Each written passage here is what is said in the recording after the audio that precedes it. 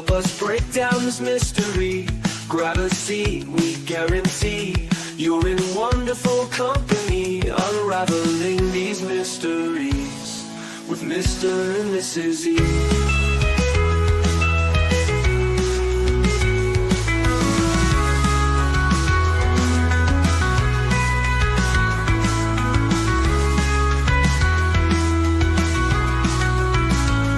Mr. and Mrs. E.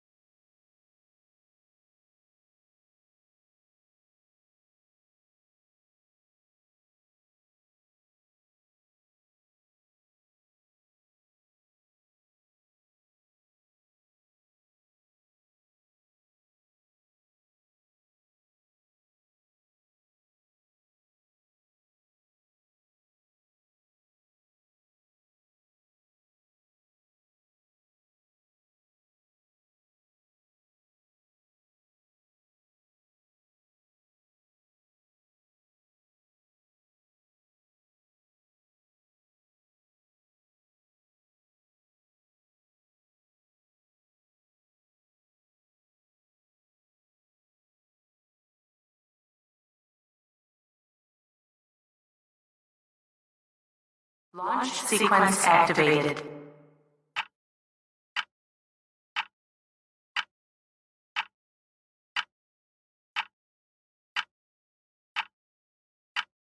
Prepare for light speed.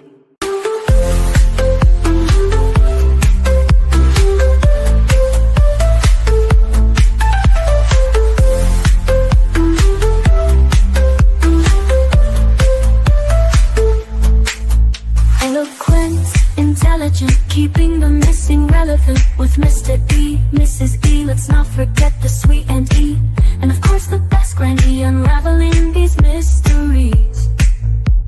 Stay a while and share your thoughts. Help us break down this mystery. Grab a seat, we guarantee you're in wonderful company, unraveling these mysteries with Mr. and Mrs. E.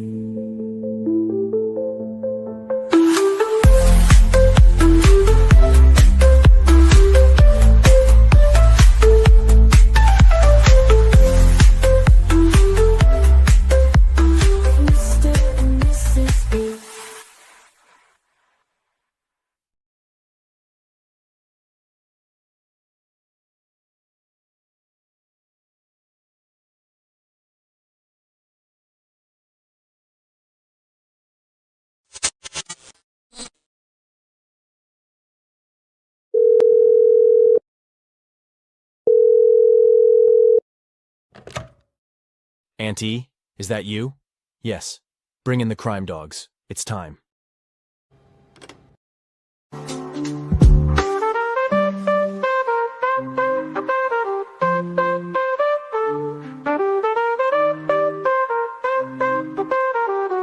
Unraveling these mysteries. Stay a while and share your thoughts. Help us break down this mystery. Grab a seat, we guarantee you're in wonderful company, unraveling these mysteries with Mr. and Mrs. E.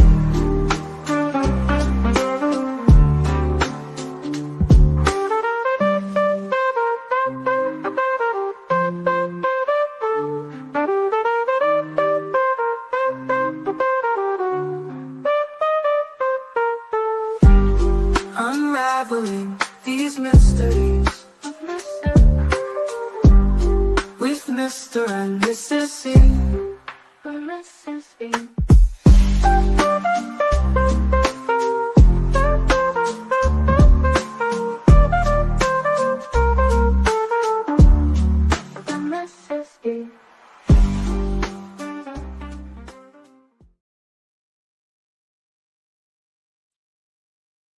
Mike. Good evening, everyone. Welcome to the Mr.ECrimecast. I am Mr. E. I am joined tonight by Mrs. E and our guest, Aunt E. How's your Christmas shopping going, Aunt E? Are you done? Pretty much done. I'm waiting for a couple more things to come in to wrap, but I mean, some things I've had ordered forever and they just haven't gotten here yet. But I'm pretty much done, which is so nice. Man, it's so early to be done. Now I know. Ask him. Have you shopped yet? It's not December 24th yet, so I always do Christmas Eve. I have done some shopping though. I have some done, but I always do a little bit on the 23rd and 24th. There's always a couple of last minute items I always do. Sorry about Yo Gabba Gabba in the background. Yeah. Is he in our living room or the bedroom? He's in the living room. Yeah, it's okay. Is it picking it up? I don't know. You know what? I've got something that I can do, and that will help. Hold on. Let me see. I have. Let's see. Where is it? Okay, I'm going to do it a little low. Okay. Little Christmas music. Yeah. In the background. So Mrs. E's got us all Christmased out for tonight's crime stream. So we're actually tonight. What we're gonna do is going to be our weekly that we try to do weekly true crime news. We usually do these during the daytime, but daytime just wasn't going to work for us today, so we're doing it tonight instead. But I appreciate everybody being here. So I'd like to welcome, of course, all of our mods. I saw the Real Me Too and Dreaming of Blue Skies and Sandy Beaches. So appreciate you doing that.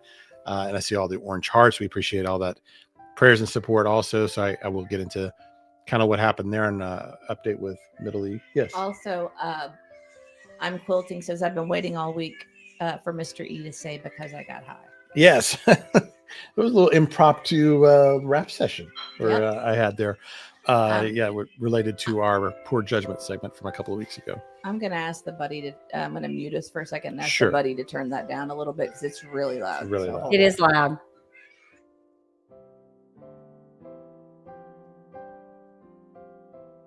He loves his Yo Gabba Gabba.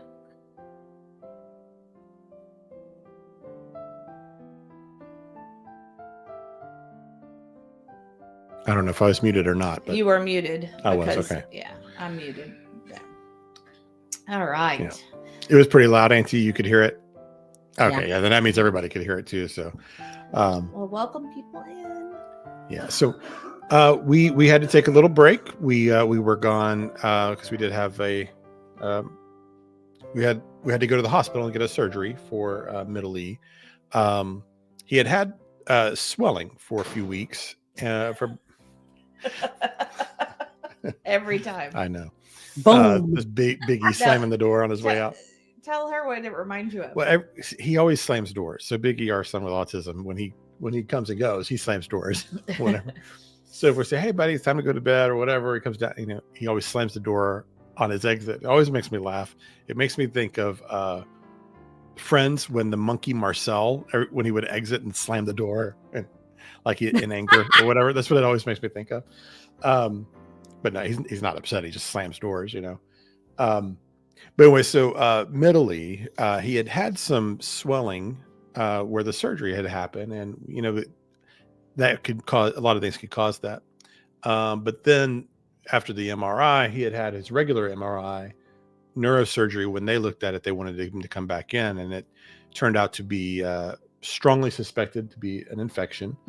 Even though he didn't have a fever or anything like that. No other symptoms other than just severe swelling and pain on that side. So on last Friday, we had the surgery. They didn't know what they were going to see when they got in there. But it was clearly an infection in that where the surgery had happened, a few months ago. And so we were in the hospital through Monday. Really could have gone home earlier, except that they wanted to they had to give the bacteria time to grow to know what kind of antibiotic and all of that. So yeah, it was an infection, and they had to remove the part of the skull that they won't put that back in. So in a couple of months, we'll go back in and have a synthetic portion placed in there for him. We wanted to try to keep it, of course, but once they got in there, they said, no, this really has to go. So And then later we learned that that was the right decision. So we now know, we know what type of infection it was. It's not the worst type you can get. It's just a type of bacterial infection. It's relatively slow growing. They feel confident that the antibiotics will do the job. So he's on 2 different kinds of antibiotics now. We'll do a little bit of a pause on chemo while he does that. Yeah, so that's kind of where we are, right? Is there anything else to? Well, we'll have to go back in for the surgery in about 7 weeks or so. I hope it's sooner because he's without that part of his skull right now. Yes, so we do have a helmet, but he does not like to wear it. Can't blame him for not wanting to wear the helmet. So we're only doing it when we travel. So And Romy too said he was in the hospital this time last year. Yes, he was. I know. This is when the nightmare began. Basically, I it's know. about It was- this week last year. I know, it was right about this time because he was home just in time for Christmas. He got home right. Yeah, literally the day. But I think the 23rd. The day before. Yeah, because we went and did the Christmas lights, and we were like, "Buddy, you sure you want to go do that?" And he was like, "Yeah, I want to do it." And he wasn't. Yeah, because you left that morning, because you had to be back because you had people coming. I had people coming, that next day, and so I had to get home. And the day he was getting out, it's the day that I left. I think it was the 23rd. Yeah, I think is what it was. Yeah. But so at any rate, but the surgery went well. Everything went pretty well. I mean, we were hoping he could not have to come back for the second surgery with the skull part. But the good news is that it doesn't appear that the infection got into the brain, which if that had happened, then it's much more difficult to treat, especially being immunocompromised. So we think it never broke through that. I can never remember what they call it, the little skin barrier between the brain and the skull. It's like the doctor describes it as like a almost like a leather barrier. Yeah, he said all of that seemed intact and doesn't seem like it got through. So that's great. So that part of it was really good. Then we had a little drama with the antibiotics. They prescribed him $16,000 antibiotics. Yeah, which were surprisingly difficult to find. 30 pills. If you paid out of pocket, I thought it was 42. No, he was only going to do a 30-day. But those 30 pills would have cost $16,000. So that was part of why we didn't get to come home till late Monday. We had to wait for the authorization with insurance, which I'm sure they were dragging their feet on. No, we're not kidding. It's real. It really was 16 grand. Oh, insurance covered it. Don't worry about that part. We didn't have to pay that. That was covered by insurance, but it was a $16,000 antibiotic. Yeah. And the doctor felt very strongly about that particular antibiotic. And so they only had 9 of the pills on hand. So like, well, we'll get you started with the 9, and then when you get home, we'll call other people. We called everyone. So called Publix and Costco and Sam's and anybody Walgreens you could think of. And most of the pharmacists had never even heard of the antibiotic before. And that's they were like, kind of scary in itself, how they haven't heard of every antibiotic. It's relatively new. Yeah. But I mean, I thought he was kidding when he said, no, it's $16,000. I said, there's no way. I said, no wonder people can't afford prescriptions. That's what Bonnie just said. No meds should ever cost that kind of money. You're right. They should not. Well, luckily we have a really good, I keep saying infectious disease. Thank you. Yes. I don't know why I want to call him a virologist, but I don't even think that's a thing, but I keep wanting to call it is. No, virology is a thing. But at any rate, I keep wanting to call him that. And he is really awesome. He talked to us for 20 minutes on the phone about it the other day. So they have decided to go an intravenous route with him because the pills can't be located. So yeah. So we called around. We're having no luck getting the pills. And then they, when our infectious disease doctor realized the problems we were having with it, he called and gave us a different option. So we're going to do an intravenous basically, but which is probably better. Well, it's gonna. They said it's going to be long lasting. So because it was concerning to us for him to not get the daily doses. So they said no, it stays within the system, and he actually felt better about it doing it that way. Well, also in between, that culture had more time to grow, and so they had more. They had more information about specifically which bacteria they were treating because at first they weren't really sure because they hadn't done enough. Sometimes it just takes a while, I guess. Oh wow! Longer. But anyway, look at Witchy Mama. Look at this. Witchy Mama says when my late hubby had brain cancer, he took Timodar, a 30-day supply was $60,000. Timidar sounds familiar. I don't. Yeah, maybe. Those names. It's just they go in and they're out of my so- ear. Yeah. That's like the shot I had to have after every chemo because I had neutropenia, Oh, which means yeah. your white count drops to 0 when you have chemo. That happened to me when I started my breast cancer treatment. And Yeah. the shot I had to have was called Neulasta, and it was $6,000 every time I had to have it. So I had to have And you had to have it. Yeah, I literally had to go to the hospital the first time and was in there for about a week Scary. because my white count was 0 and I could have gotten a common cold and died. I mean, I had to be in like a isolation type ward, and only one person could be in and out with me, and they could not be sick or anything. But yeah, it was 6,000. So that was a $36,000 round of shots by the time I was done. Thank you, Hobo Mom, for the gifted 10 memberships there. They much appreciated.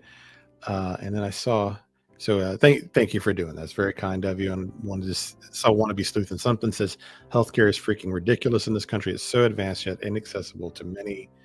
Yeah, when pills are 16, that's for antibiotics. I mean, we're not talking like it's antibiotics, you know. Well, It is crazy. I order a lot of our supplemental medicines that we're using out of India, and I get a really good deal. Yeah. I need to probably.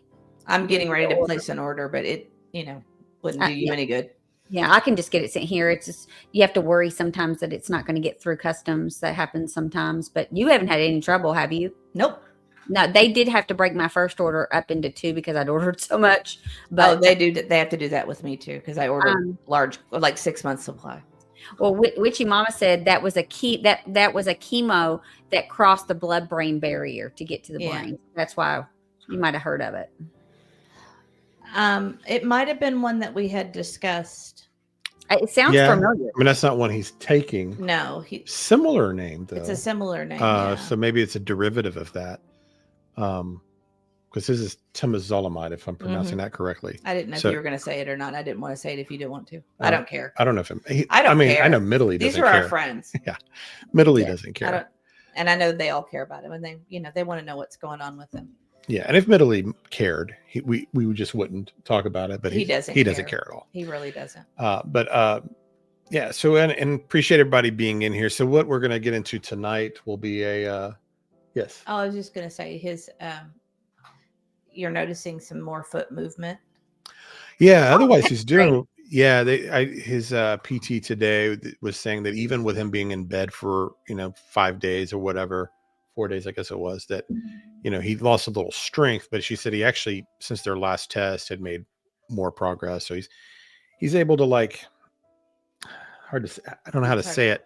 He's able to have some strength with the ankle where he can lay his foot down gently, where before it would just go straight down to the heel. Well, that's a syndrome too. Some people have, it's called drop foot. And that's probably what he has right now is kind of a drop foot. But that as those connections start to rebuild, he'll have more control over that ankle motion. Yeah. And the arm is showing more. She was saying today that, that was having more. And I think his language has gotten slightly better since the surgery. I don't know if that pressure was causing him more problem, but I feel like he's able to articulate himself a lot better. Well, I had told you, I guess last week that I thought he was clearer when he was talking, and it's gradual. Multi-syllable words are a little bit easier. It's gradual. So, and then also I wanted to, before we get too far in, I wanted to give away our memberships for the month of December because we're almost out and I haven't done that yet. Oh, somebody just gifted 10. Did you see that? Yes. Thank you, Hobo Mom. You're so sweet. Hobo Mom. Hobo Mom says she has drop foot from her surgery, so she understands. And I am quilting. Wants to know how old Middle E is. I would prefer to not put his exact age out there, but he is an older teenager. So, let's see. And thank you, Rosebud. Sharon said, and this is a big deal. We are now going to be getting favored nations cost on prescriptions. Executive order signed by the president today, and all pharma companies are complying. Oh, good. Coming down on 90% of all meds. That is awesome. Yes, that's such a good thing. And I think they will get in line. I think there's still those outliers like this one specifically, but I think it will eventually come down to where it's affordable for people, whether they're on insurance or not on insurance. That is awesome. I'm going to do one of my sound effects. That's something I remember him talking about doing. So I'm glad that they have done that. Yeah. So that $16,000 antibiotic is now $1,600. I guess. Well, you know what? That It would could be that's 90% off. Right. It's still expensive, but better than 16 grand. Right. I mean, 16,000 is like I'm holding a pill. I'm like, man, I don't want to drop this down the sink or make a mistake. Oh, I know. No kidding. Very expensive mistake is like handling antiques or something, you know? It is. I'm going to give away these memberships real quick if that's okay with you guys. Yes. Okay. Because we get 10 every month for free, and I want to give these away before I forget and let December get away from me.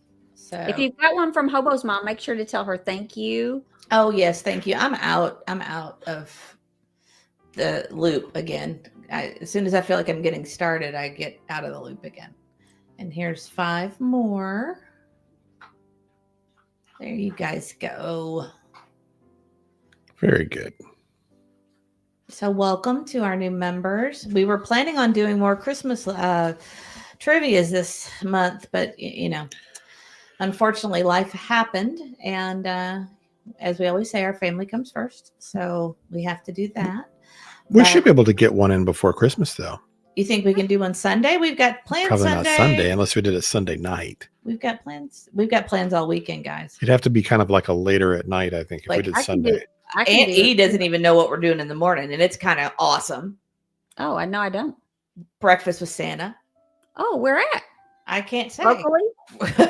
With Santa? Is it locally? Yeah. Yeah. Where do you think we're going? The North Pole? Well, I don't know. They He's have the coming to Polar us. Express, you know.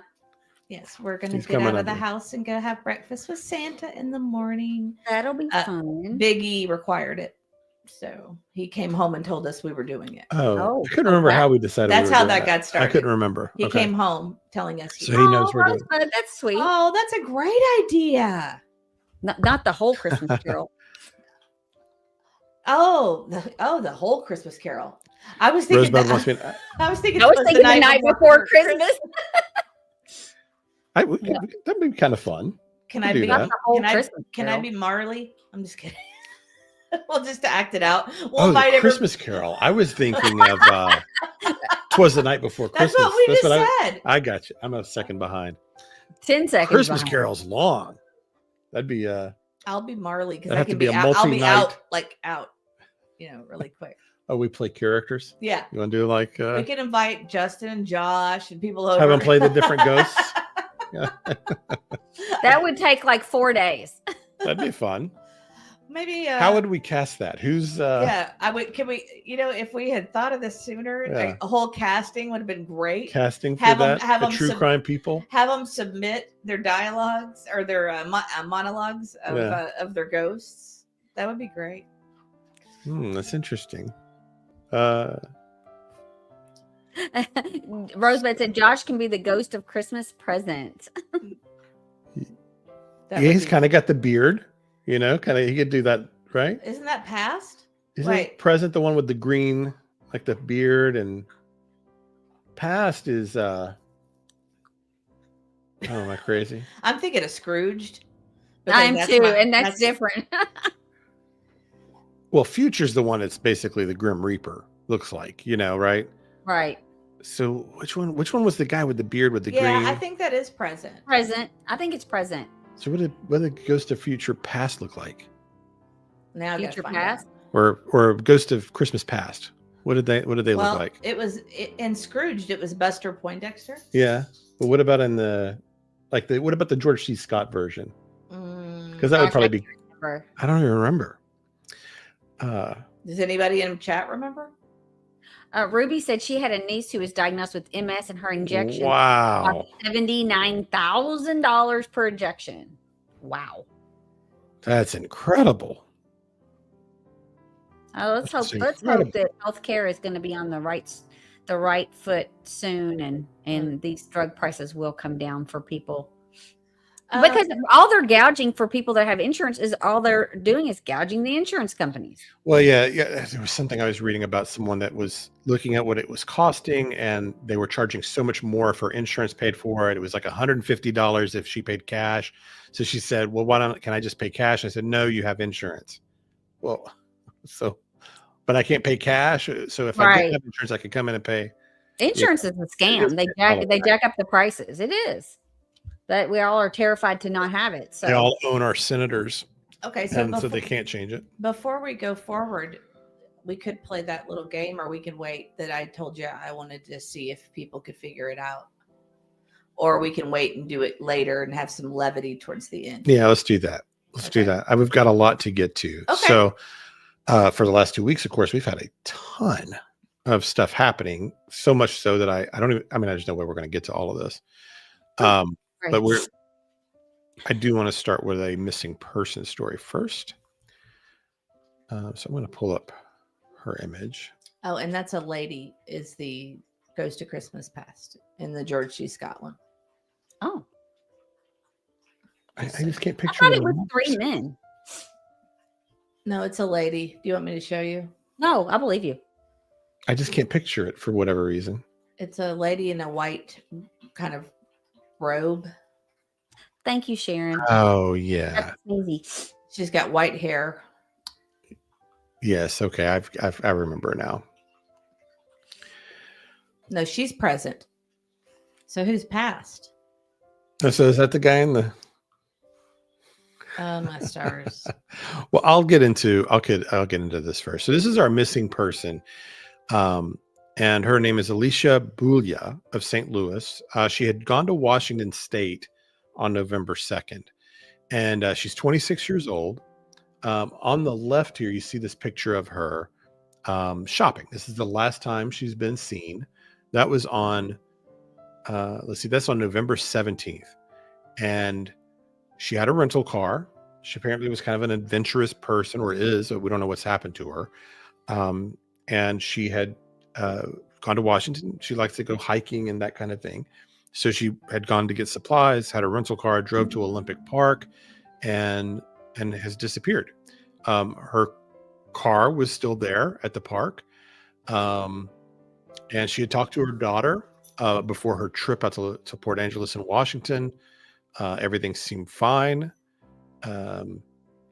She let her know that she was safe. It's not characteristic of her not to call. She was reported missing on November 27th. And the rental car still had the keys inside and her phone. Oh, that's odd. That's kind of one of the really weird details about it. Also, she had bought a few sandwiches and some other supplies, like 3 Subways or something like that, and has just disappeared. There was a huge search, and they just haven't had any success. And now they've pulled back the actual physical search. The part about her phone and keys being left is strange.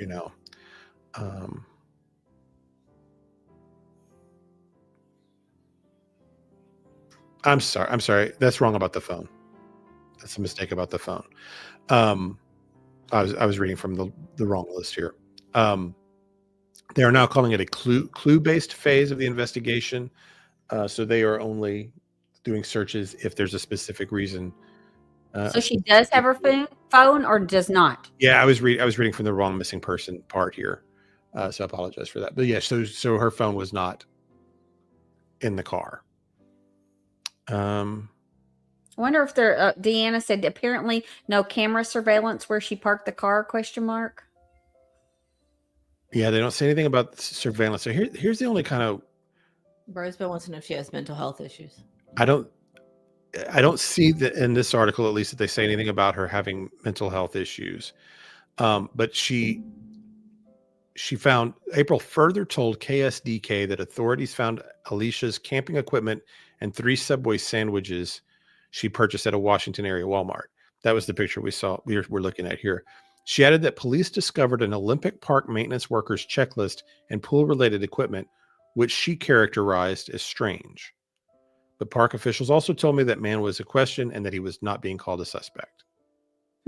So at least Alicia thought this person in the park was suspicious, but they're not naming him as a suspect.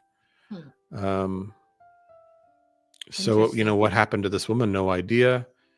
And I believe this is the one Garrett wanted you to do. Is that right? No, that one I'm going to do next. Oh, okay. Because I want to do a missing person story each time. When I actually got into the one that Garrett wanted us to do, or I think it was Garrett that someone suggested it last week. I think it was Garrett. Yeah. When I got into it, really, it's not so much a missing person case as it is a cold case because as I really dug into it, it kind of it's a complicated case. But I don't know which one Garrett was asking for. Anyway. I missed this earlier.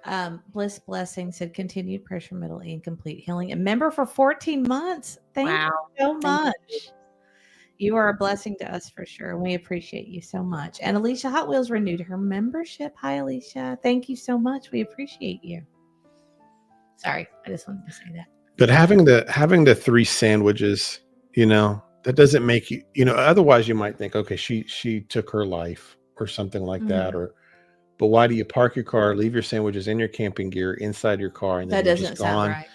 Sound right. It sounds like somebody. I mean, I don't. It sounds like a serial type situation or something that that she was abducted and taken somewhere because parks are really not a safe place, especially as if you're someone alone, like a female alone. It's just not safe to be out. I mean, how many things have we heard about in parks, even in the last year or so, in like walking parks, state parks, government parks, federal parks?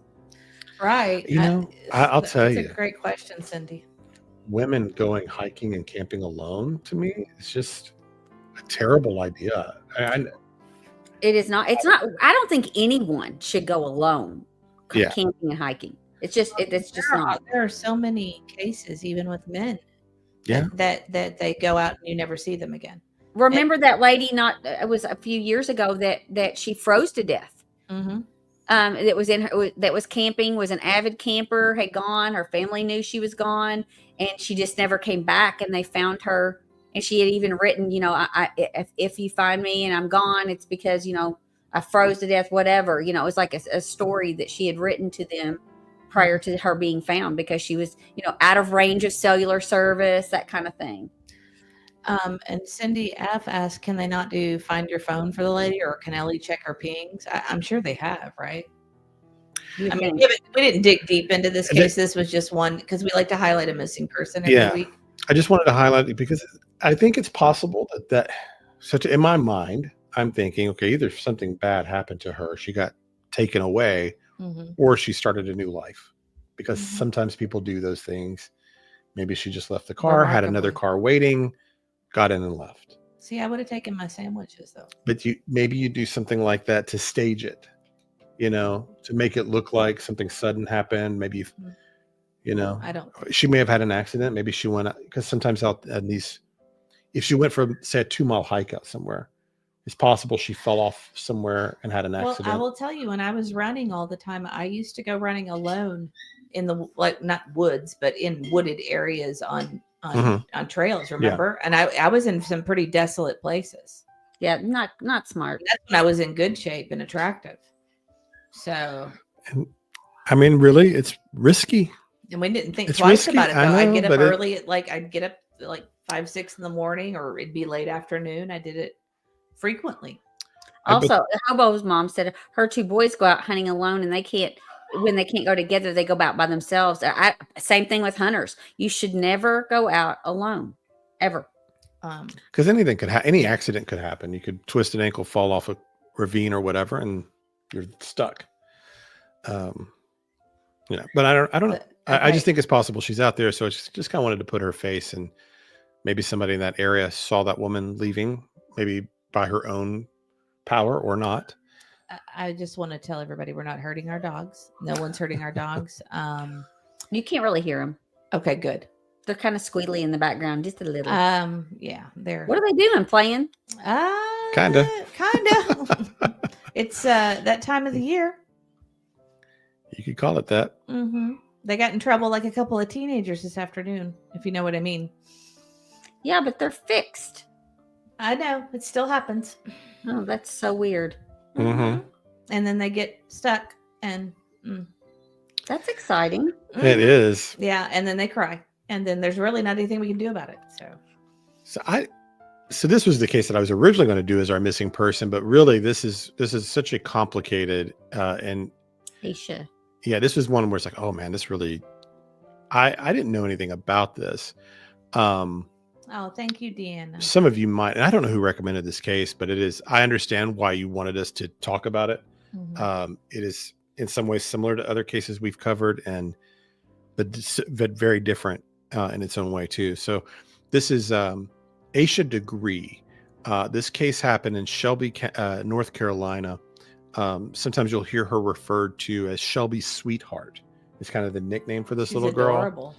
girl. She because she disappeared on Valentine's Day of 2000.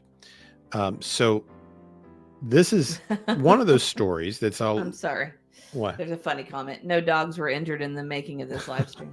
Yeah. That was funny. Sorry. Caught me off guard. So her name is Aisha Degree like a law degree, but with 2 E's, right? Cleveland County is the county that she disappeared from. So what happens is it's a family of 4. They have an apartment. She's 9 years old. She's got an older brother, I think 10 or 11 years old. The night before she disappears, power goes out. Mom decides I'll wake them up early in the morning to give them baths. We don't have any power. So they go to bed without power. Puts the kids to bed around 8:30. They sleep, and the boy and the little girl sleep in the same room. Okay. Dad gets home a little after midnight. Then there's a lot of discrepancy what happened there. Maybe he saw her, maybe he didn't. Maybe he put her to bed, maybe she was already in bed. That story is unclear. Okay. May not really matter, actually. He goes to bed a little late after coming home from work and watching TV till like 2:30 or so. Okay. Mom sets her alarm for 5:45 in the morning to wake the kids up for their bath. So she gets up, she goes, starts the bath, and goes to wake up the kids. And little girl's not there, but the brother is. And brother later says that he remembered hearing her moving around in her bed, but didn't actually see her. Okay. So, they start calling relatives, aunts and grandparents that live nearby. Nobody's seen Aisha. Then mom goes into panic. What I think maybe her mother or somebody suggested, you need to call the police. She's not in the apartment. So then she calls 911 and then they start searching. The doors were all locked. There was no sign of a break-in, and she had some clothes missing. She had 2 outfits, a backpack, a purse, some other items. So it looked like a planned leave, which is really weird for a 9-year-old girl. Okay. Right. Runaways don't usually happen like that at that age. Well, and back in 2000, most children didn't have cell phones. So it wasn't like she had a cell phone or she met some online predator type of thing, because kids at that age really weren't on the internet much. And then, and that seems maybe suspicious at first. And the parents later said that they were treated like suspects. They treated the apartment like a crime scene. But then people started coming forward saying they'd seen her. So one neighbor said they saw her early that morning, walking outside. Eventually, a couple of truckers call in and say they saw her sometime around 4 a.m, walking down Highway 18, about a mile from her apartment in the middle of a thunderstorm. Okay. Maybe you know the story? I think I know this story because I think I looked into it. It's a weird story. It's weird. One of the people pulls off on the side of the road. She screams, runs away, and kind of runs into this wooded area. And then he kind of gives up trying to help her. Unfortunately, nobody calls the police or anything, and she's gone. So it's all very strange. Right. Angel Wings, her backpack and other things were found on the side of the road. Eventually. Yes, I remember this. I've looked into this case. So like a few days later, I think it's maybe 3 days later, they get they're doing door to door, like they're searching like a grid, right? They're going door to door with all these places. One lady says, I did find something strange, and she takes them out to the garage area, like this outdoor barn garage or something. It's in her trunk, right? No, you're getting ahead of it. Oh, sorry. So this lady had a Mickey Mouse hair barrette and like some markers or something, and they determined later that some of these personal items belonged to Aisha. Okay. So it looked like at some point, and she found this on the 15th, so the day after Valentine's. But the lady didn't think anything of it. Right. Why would you? Yeah, you don't think anything of it. So there's all these kind of weird, and this is like also a little more than a mile away from the apartment. And so people are like, what the heck is going on? Why is this little girl out on the highway? Why is she in this person's barn? Case goes cold. Then a year and a half later, this guy's excavating his land, like they're planning on doing some development, and they find a black garbage bag with her backpack inside, like a double bagged black garbage bags. And it's got her name and her phone number on it. The guy doesn't know anything about the Aisha Degree story because this is like 35 miles away from the apartment. He never heard of the case. So when he saw Aisha Degree and her phone number on the backpack, he didn't think anything of it. Then later, like a day or two later, he's talking to his wife saying, yeah, I found this backpack out in the property. And she's like, oh my God, Aisha Degree. That's the missing girl from, right. The wife knew. And so they had the backpack, huge evidence. So it becomes, why is this backpack wrapped in a garbage bag, buried on this person's land? Yeah. For what purpose, They, of course, do all the searching, can't find body or anything else. But they did have some apparent DNA that they got, but they kept quiet. So years go by, and in this case, it's getting colder. There are a few things that happen here and there over the next few years, but I'm not going to go into all of that. Then, okay, I'm going to pull up, make sure I get this part right. Hi, War Eagle. Nice to see you. Good to see you, War Eagle. So the backpack wasn't found on the side of the road. It was found in the garbage bag. On the side of the road on this guy's land, buried. Like somebody had to shovel and bury this. It says a construction site. Right. They were excavating this land to do construction. That's how they discovered the bag a year and a half later. So like, why would you do that? Like if you did something to this girl, why would you bury this? Maybe you're just thinking the chances of this field ever getting developed, or maybe they just got incredibly unlucky. Maybe they wanted them to find it. People just don't know. Let's see. So they assume the police got kind of quiet on this case for many years. Okay. There was an indication that there was a crime, but they really weren't talking about what was in the backpack, why they thought there was a crime involved, or whatever. Right. They got quiet. Well, DNA technology evolves. Mm-hmm. And then they start executing some search warrants in 2024. So they believe this family, the Deadman family, are involved. And I guess over time, these warrants or whatever the probable cause and all this stuff got released. What state is this? This is in North Carolina. Okay. And let me get the name of these two. So there was DNA from two people found in the backpack. One DNA sample had matched a hair stem taken from Deadman Ramirez chest hair, matched what was in the backpack. And there was also DNA from a man named Russell Underhill, who was a man, they don't know exactly what connection he had, but he was somehow familiar with this Deadman family. Okay. At the time that the little girl disappeared, Deadman Ramirez was 13 years old. But he also has two older sisters that were 15 and 16 at the time. And then his parents are Roy and Connie. So there's a lot of people, but they're all considered suspects because the belief is, I think, that whatever happened to the little girl was either done by the boy, one of the girls, and then covered up by the parents. That seems to be what they're thinking. And then why the Underhill man, what connect, was it just because he was in proximity or what? We don't really know. Anyway, they issued search warrants and they did searches on various property that they owned. They did have property in that area and different things. So there were connections at the time.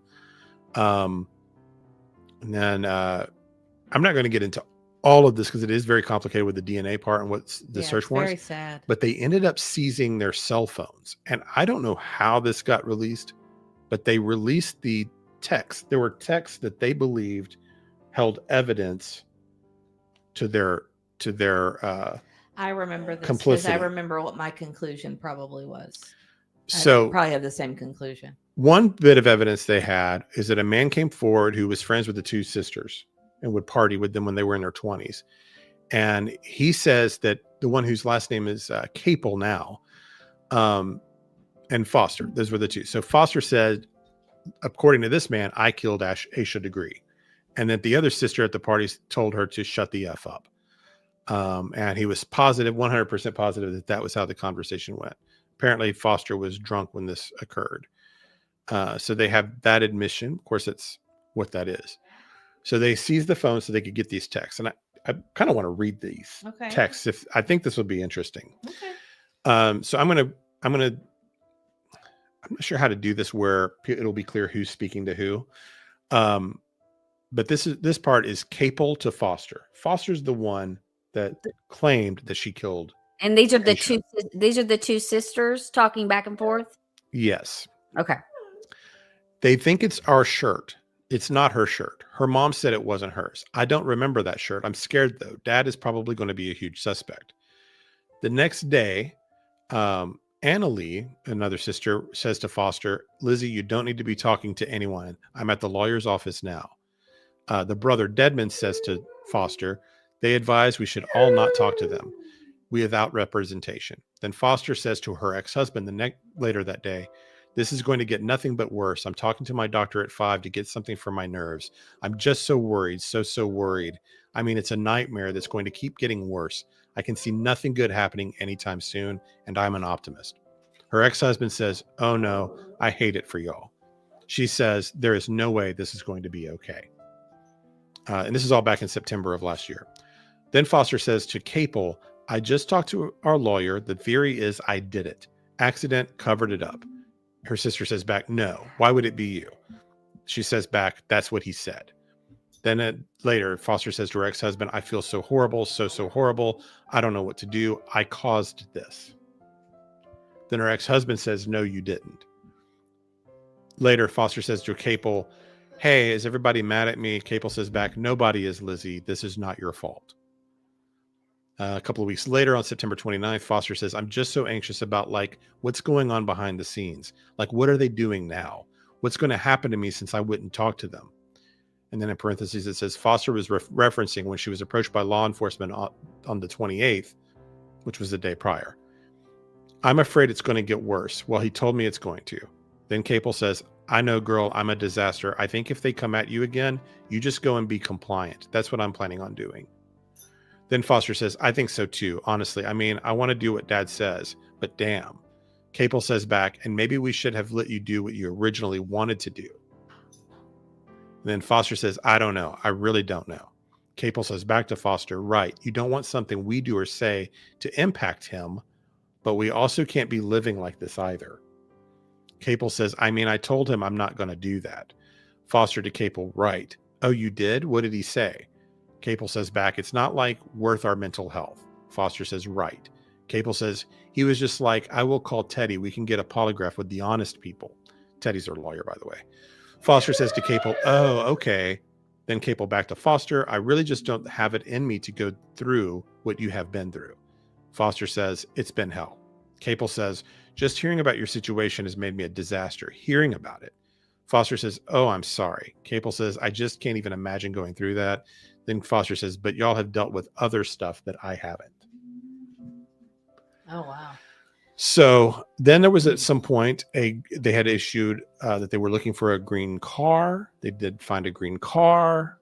And now the case is sort of kind of hanging out there again. They haven't found a body. There's $100,000 reward at this point. The Cleveland County Sheriff's Office has increased the reward. It was $25,000 in June of 2000, and just recently, the Cleveland County Sheriff's Office raised it another $75,000. I'm sorry, but it seems to me that those texts alone are enough to arrest Incriminate them incriminate them to a degree where they could arrest them. Yeah, I that's just such an insane case. And they clearly know something. How old were the sisters when this happened? In their teens? 15 and 16. Wow. And so the reason I think the parents are involved is because the way that They just don't think that the cover up could have been done by a bunch of teenagers. The bearing of the backpack and all of that, whatever happened. I don't know which child they think did it, but they were familiar somewhat with this family. She does need more attention on her case. Was there any connection, like that they knew them through school? I mean, how did you know this kid didn't just like escape out of her home and then and run into some random girls? I mean, there had to be some kind of connection. Yeah, I probably just skipped through that. Let me go back and see what. It makes you wonder. It's an interesting case for sure. Might be worth going, doing a deeper dive on it at some point. It's definitely interesting. I remember reading about it. I'm trying to see if it says in this article. I've kind of read a lot of different stuff on it. But I know they had property all around that area. Angel Wing says it's a green 1970s Rambler. Yeah. I could pull that up here. The and picture of Joanne it. says, my doggy's adorable. Well, she's a bad dog. She's a bad dog. Just kidding. Not bad. She's not bad. She can't help it that she's irresistible. Can you? She's just cutie. No, she's been very needy. Yeah, I hear it is. This is the 1964 AMC Rambler was towed from the Deadman residence. Can't you look at the key? And they had been looking for a car like this for a while.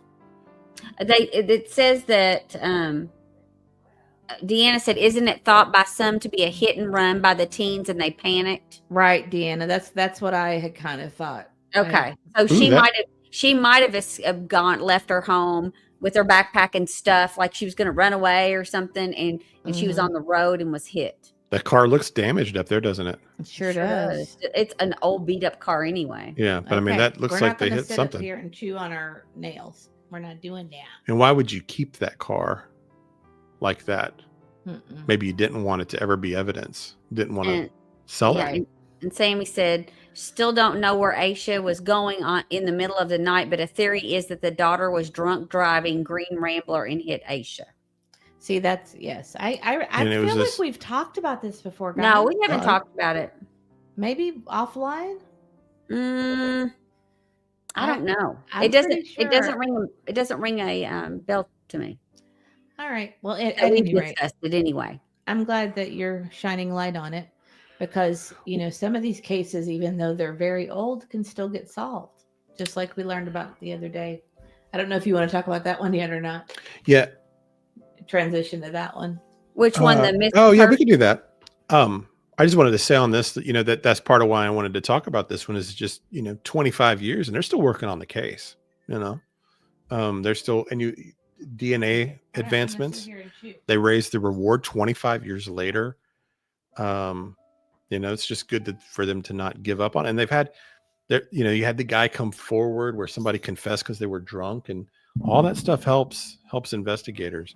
I hadn't actually come across the theories on what they thought happened specifically to Aisha, but a drunk driving, that would make a lot of sense. If she, for whatever reason, was walking down the highway in a storm at 9 years old, that she got hit on the side of the road. And, a 9-year-old wouldn't think to wear light clothing when walking on the side of the road and stuff. You just, Well, at that time of night too, it's completely dark. And I am quilting. That is a Cavapoo. She's a Cavapoo. So it's a half Cavalier. King Charles Spaniel. Thank you. And a poodle. And Auntie has one, and we have two. Auntie's dog and my boy dog, Bailey, are brother and sister. That if this is what happened to her too, is that it's a cover up for a drunk driving or just a manslaughter, whatever it could have been. It's maybe just an accident. That would be a situation where the cover up was way worse than the crime. Because if a 16-year-old accidentally hit a 9-year-old on the side of the road, her life wouldn't be over. They wouldn't have put her in prison for an accident. Accident. Well, she might have not been able to drive. It would have been bad. But if this ever gets solved and they actually, they are involved, then you're going to have a whole family implicated, the parents and a body. Right. You're right. Destruction of evidence, all those things, plus the murder charge on top of that. So they're in some big trouble if those get solved. Where if they had just owned up to what happened, then you still would have had the tragedy, but you wouldn't have these parents. The parents are, still doing interviews today, wearing the T-shirts with their face, wanting it, not giving up. Still active 25 years later. Wow. Another sign of innocent parents. Yeah, Witchy Mama, I kind of remember that too. I must have researched this case because I remember the girl. She said, "Did the girls suddenly quit driving, like scared to drive?" I feel like I remember that too. Maybe I was in another chat and we were talking about it because I remember discussing this. Yeah, I don't remember it at all. Mm-mm. Yeah, at least we know the parents were cleared. Yeah. Maybe it was your other channel. It was my secret channel. It was my secretly successful. Your hidden channel. I admit it. The one you're building on the side. The one I'm building on the side when I break off from YouTube. Actually, right. I'm secretly Brian Enton. That's who I am. Where's your lawn chair? Actually, I'm here by hologram right now. I'm actually sitting in front of Rob Reiner's house. Oh. So. All right. So I'm going to share this crazy story. Is it the one we were talking about? Oh, I Am Quilting says Justin covered it, Mr. E. Maybe that's what it was. Oh, yeah. This is it. This is Sharon. Okay. So my favorite. Sharon. If you this is the Villages. Yes. Yeah, this is the Villages in Florida. I'm going to play the one Aunt E tells us to move to all the time. My favorite part of this, of course, is the neighbor, because she's laughing like, "Oh, Sharon! Oh, Sharon! Oh, look, they're coming to get you." This one's got her blocked out. Oh, it does, yeah. The neighbor. Oh, her face. I've is seen great. it with her face. Yeah, she's like, "Oh, Sharon, they're coming to get you." I might have it's so funny. Well, it doesn't really matter. They can. I've seen it. I've seen the whole footage Yeah. with the woman's face. It's not a big deal. Just play it. All right. But the lady's face is like, Sharon and her dog. Yeah, she really doesn't have any idea that this is a serious situation at all until she does. Right. How you doing, Miss Sharon? Good. How are you? Pretty good. They're coming for you, Sharon. They don't want me. See, her face is great. Well, we're here for you, ma'am. Definitely here for you. Whoa, why? We're waiting on the detective to get here, but we have, with all the information that we do have, you have a warrant for your arrest. See, I like it when they tell the lady it's I serious. didn't do anything. I like the other one better. Need a hand? Yeah, if you can find it, then we'll play it. That's all right. You didn't do that. I just thought it would be the normal one. So what this is, if you hadn't seen this story, let me pull. Deanna said Crime Stoppers tip helped with this case. There's been a lot of It did. So this stuff like that. Yeah, so this is a 40-year missing child case. So this was the Villages in Ocala in Florida, was where she had taken her daughter since 1983. The little girl had no idea that she was missing.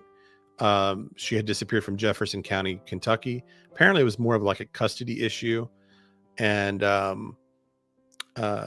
so she's changed her name, started a new life in Florida, and the father had no idea what had happened to the wife or the daughter. Had been looking for her all this time. Let's see, according to this, it says Deborah Newton, 67, is connected to a 42-year-old case involving her missing daughter, Michelle. On April 2nd, 1983, Deborah claimed she was relocating to Georgia for a new job and to prepare a new home for their family, including Michelle and Deborah's husband, Joseph. However, after a final phone call between Deborah and Joseph, both the mom and daughter vanished. The Jefferson County Sheriff's Office out of Louisville, Kentucky, reported. And she's been indicted for custodial interference and was wanted on an FBI unlawful flight to avoid prosecution. She was at one point on the FBI's top 8 most wanted parental kidnapping fugitives. We don't know why she wanted to leave, but she did remarry. and it was a Crime Stoppers tip that led to her getting caught. And there's no statute of limitations on this case either. So she will be charged. So how many years was it? It was 42 years. Yeah, the lady is 45 years old. She just met her dad. Well, I mean, she doesn't remember her dad. She was 3, and she didn't remember anything about her Or she life. doesn't. You know, and so I bet she feels pretty conflicted Well- about everything. oh, One of the things I was reading was she wanted to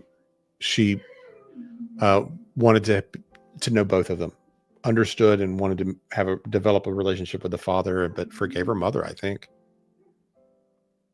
and you know, this woman may have been in an abusive situation, and We she don't was know. trying to Yeah, escape. Yeah, we don't know the we don't know details. the details of this, and that's why a lot of these custodial things, when we see them, I feel like we don't get the whole story on those. Right. Um, Wonder We what don't happened know. to Deborah's dog. I'm sitting here thinking, what happened to her dog? you mean mean, Sharon? Sharon/Deborah. Yeah. I think she has a husband, so I'm sure he took the dog. Oh, she was remarried. yes. Oh, I didn't realize she was remarried. I saw an interview where they were trying to talk to her new husband, and he was not interested in talking. Oh, right. They knocked I on wonder the if he door. knew. He may not have known. I would What's think he did. weird is the adult picture that adult picture really doesn't look like her. Right. I was going to ask, have you seen the adult picture of? Yes, of actually, Michelle? there was an interview with her with the real dad in Louisville. that Okay. was on She the- doesn't look like that at all. No, she doesn't look anything like that. So it makes me wonder, all these ones that we see where they've done the poster and that, you know, the time Time lapsed. lapse photos really, Progression photos. yeah, progression photos. Like, are those helpful, or do they actually cause a disservice if we don't know that they look like them? Yeah, I think let me see if I can find a picture of her. It's real quick. interesting. And then What this- was the girl's name? Oh, that's her right Oh, there. that's her. Yeah, Okay. that's her. I mean, to me, that looks nothing like her. You might be able to find the Michelle Newton interview. I mean, Her the eyes are eyes. completely different. Look how her eyes are kind of tear shaped, and they come down. There, they don't really come down.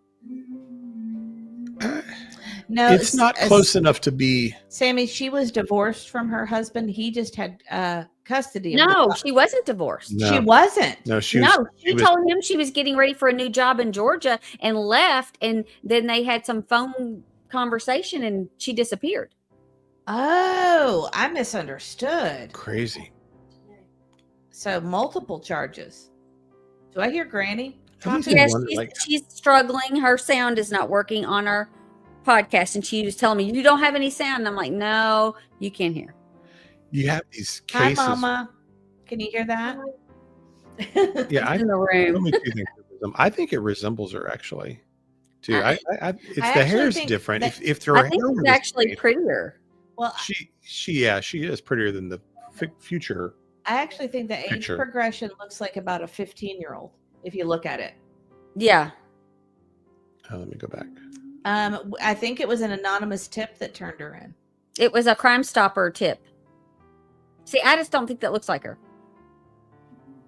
Yeah. Well, so it makes me think, like, how many cases are there? How many people Right. out there are in families and they don't know their true history? Are abductions and missing babies and people being raised and not having any idea their parents are not their real I mean, parents, and just think about how that 40 would make years her later? feel. I know. Turn your world upside down. Thinking her father just didn't want to be in the picture, probably is my guess, or was who knows what she told Who him. knows what she told him? She may have told him he was deceased. Right. We don't know what she said. Or unless she said it in the interview that you saw. I can't remember what she said. I was going to see if I could find it, because it would be interesting to watch. I'll It's tell not you very though, long. This is hopeful to me, though. This is hopeful to me that a crime. You said it was Crime Stoppers, right? Crime Tip. Stoppers. Crime Stoppers, yeah. yes. So, I mean, that's hopeful to me. What was the last name? It's hopeful for all these, for a lot of these missing children out there that we, are we don't know. 42 years later, it's solved. It's very, I love it. I think people are behind. Pam says she's sitting on a lawn chair beside me in front of the mansion in LA. That's right. Yep. I was just trying to see if this article said anything else about what story she was told. Just that she didn't realize she was a victim. It's your hearing aids. Just crazy. It's your hearing aids. Mama's hearing aids. You want to mute and fix it? Hang on, I'm on mute.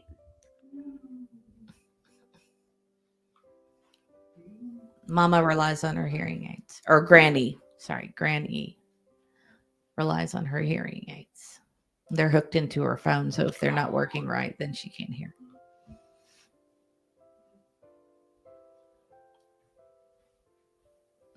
I'm sure she can see your face. No, she's gone. You're didn't on want she didn't want me to fix it. She's not looking at her phone right now. She's wanting me to fix it, and it's her hearing aids are probably going out for the night. They tend to start to lose battery at night, and they're rechargeable and not the battery kind. I thought you were getting her. I thought you all were going and get new ones, or did you already get her new ones? Oh, Seeing if there was. Oh, now this is the one I've been keeping up with this week. Yeah, so this is probably the biggest true crime story in the country at the moment. This was just horrific, of course. Rob Reiner and his wife Michelle, with their son Nick pictured here. I know everyone probably knows this story, but of course, Nick is being accused of first-degree murder for both his parents. Seems they were stabbed to death in the neck in some form of fashion while they were sleeping, we think. On December 14th, Nick is 32 years old, and he's had a troubled life. He's an addict and has mental health issues. Apparently, there were all kinds of warning signs leading up to his parents' death. I mean, the first part was we had. I mean, I know that this is a week old now, but this was shocking to me. It was shocking. Rob Reiner, Rob Reiner's probably, and I know, I don't love his social issues, but he is probably one of my all-time favorite directors. I mean, all time. Yes. His movies are just phenomenal. Some of my favorite movies ever. Yeah. Well, I just loved him in All in the Family. I thought he was great in that. Well, we love that show. I actually think of him first for that show too. That's I think of first. He was so funny. I mean, if you watch him and Archie going back and forth, I mean, they're doing everything they can not to crack up. You can even see him start to grin and stuff in some of those, because those were done live. And they weren't taped and edited and everything. Right. And it's so great to watch them. I mean, that is better than any comedy you'll see today. If you go back and watch them, they're hilarious. Now, some people might be highly offended because there were a lot of things that, that Archie kind of stood for that people are totally That was the point of the show. That's what was great about it. I know, it was great. It was great. Archie grew. If you watched, he grew throughout that series. He did. Yes, he did. Yes, he did. And it's so funny to hear, I've heard Carol O'Connor in interviews talk about how he was so opposite of Archie, but he did such a good job playing that character. And I thought it was great. One of these sleuths and something said, I told my son's dad that he passed away, and before I could tell him how, he guessed heart attack, and I was like, no, you're going to want to sit down for this one. It was shocking. I thought it was a joke when I first saw it, like an internet prank kind of thing. Like, no way. It was so horrific. You could think there's no way it could be true. Right. I did hear new information today. Have you heard the latest? Probably not, because we have been doing Christmas shopping and stuff. The latest report was that he is now going to be considered schizophrenic, and that he was being treated. And so I think they'll go with an insanity plea. Yeah. I think he is schizophrenic. I think he's already had that diagnosis. He's had it for a while. So yeah. And that's come up a few times over the last couple of years of us doing the schizophrenia. And I don't know if there's a conversation to be had about this. It's kind of like, what do we think of that? The Reiners, Rosebud says the Reiners tragedy just proves you really don't know what families are dealing with in real life. That is absolutely true. I mean, they had every advantage. These kids had every advantage in the world. Yeah. He was It getting also makes you wonder what he was exposed to possibly cause the anguish that he was suffering from too. well, he was apparently getting whatever he was getting treatment was like a $70,000 a month facility, and Oh, he was not reacting well to the medication, and that was he'd part been of in and out of rehab. I think it was either 17 or 18 times. I mean, he had struggled. So he's kind of got a lot of things going. So, right. But this is what I was hearing. This the schizophrenia not properly medicated from this, like the psychiatric institution for the elites. Right. Crazy expensive. And I'm wondering if they're going to be held liable in some way for messing this up. And I'm Quilting said that too. She said, and he had recently started a new prescription. Yeah, I heard that it was the prescription stuff was incorrect, and but I'm sure it will be an insanity plea that he will go for. But I think they're going to show the footage, which we've I don't know if these guys have seen it, but I've seen it of him at the gas station after, and he doesn't look like he's having a psychotic episode at all. No, but you wouldn't necessarily always, if he has schizophrenia. Yeah, you're right. And he has an episode and he doesn't know what's happening, or he's so I know we've talked about this. I didn't know that. I know we've had people in our audience before that have known schizophrenics, and I've known one, and I remember her explaining it to me, where she was like, "You are certain that things are crawling out of the walls, or that something's under your bed, and you cannot." That would be terrible. She just was explaining it like there's just no. It's like a living hell. You can't. So if he's not living in reality, and he thought whatever was happening with his parents, the insanity defense might work. I mean, especially if he's had years of that diagnosis and treatment, and then you're going to have months leading up to people saying, "Yeah, he's been off for a while." If he's that bad, though, I wonder why he wasn't put in a facility to be kept there until he was under better control. Well, and they did say he was acting erratic at Conan O'Brien's party, too. Right. But that's going to be another part of. See, this is another thing where our culture has changed. 40, 50 years ago, he would have been in a facility. But we as a society have decided that we're going to let all of our mentally ill people just out and deal with the consequences instead of putting people in facilities, because we kind of went through this thing in the 70s and 80s where we thought we were over institutionalizing and there were some bad institutions that caused these problems too, because there was all this exposure about these terrible things happening in the institution. Right. So we kind of went through this thing where we're like, well, we're gonna not put all these people in institution. But now we do have this situation where we have good people walking around free that maybe shouldn't be, and you can't just force institutionalize a lot of people. What are you going to do with him? 32 years, he's acting erratic. You can't just. We don't just put people in institutions anymore. Deanna has a good point too. I am Quilting says those new prescriptions should be done as inpatient. In my opinion, that is actually that would probably help.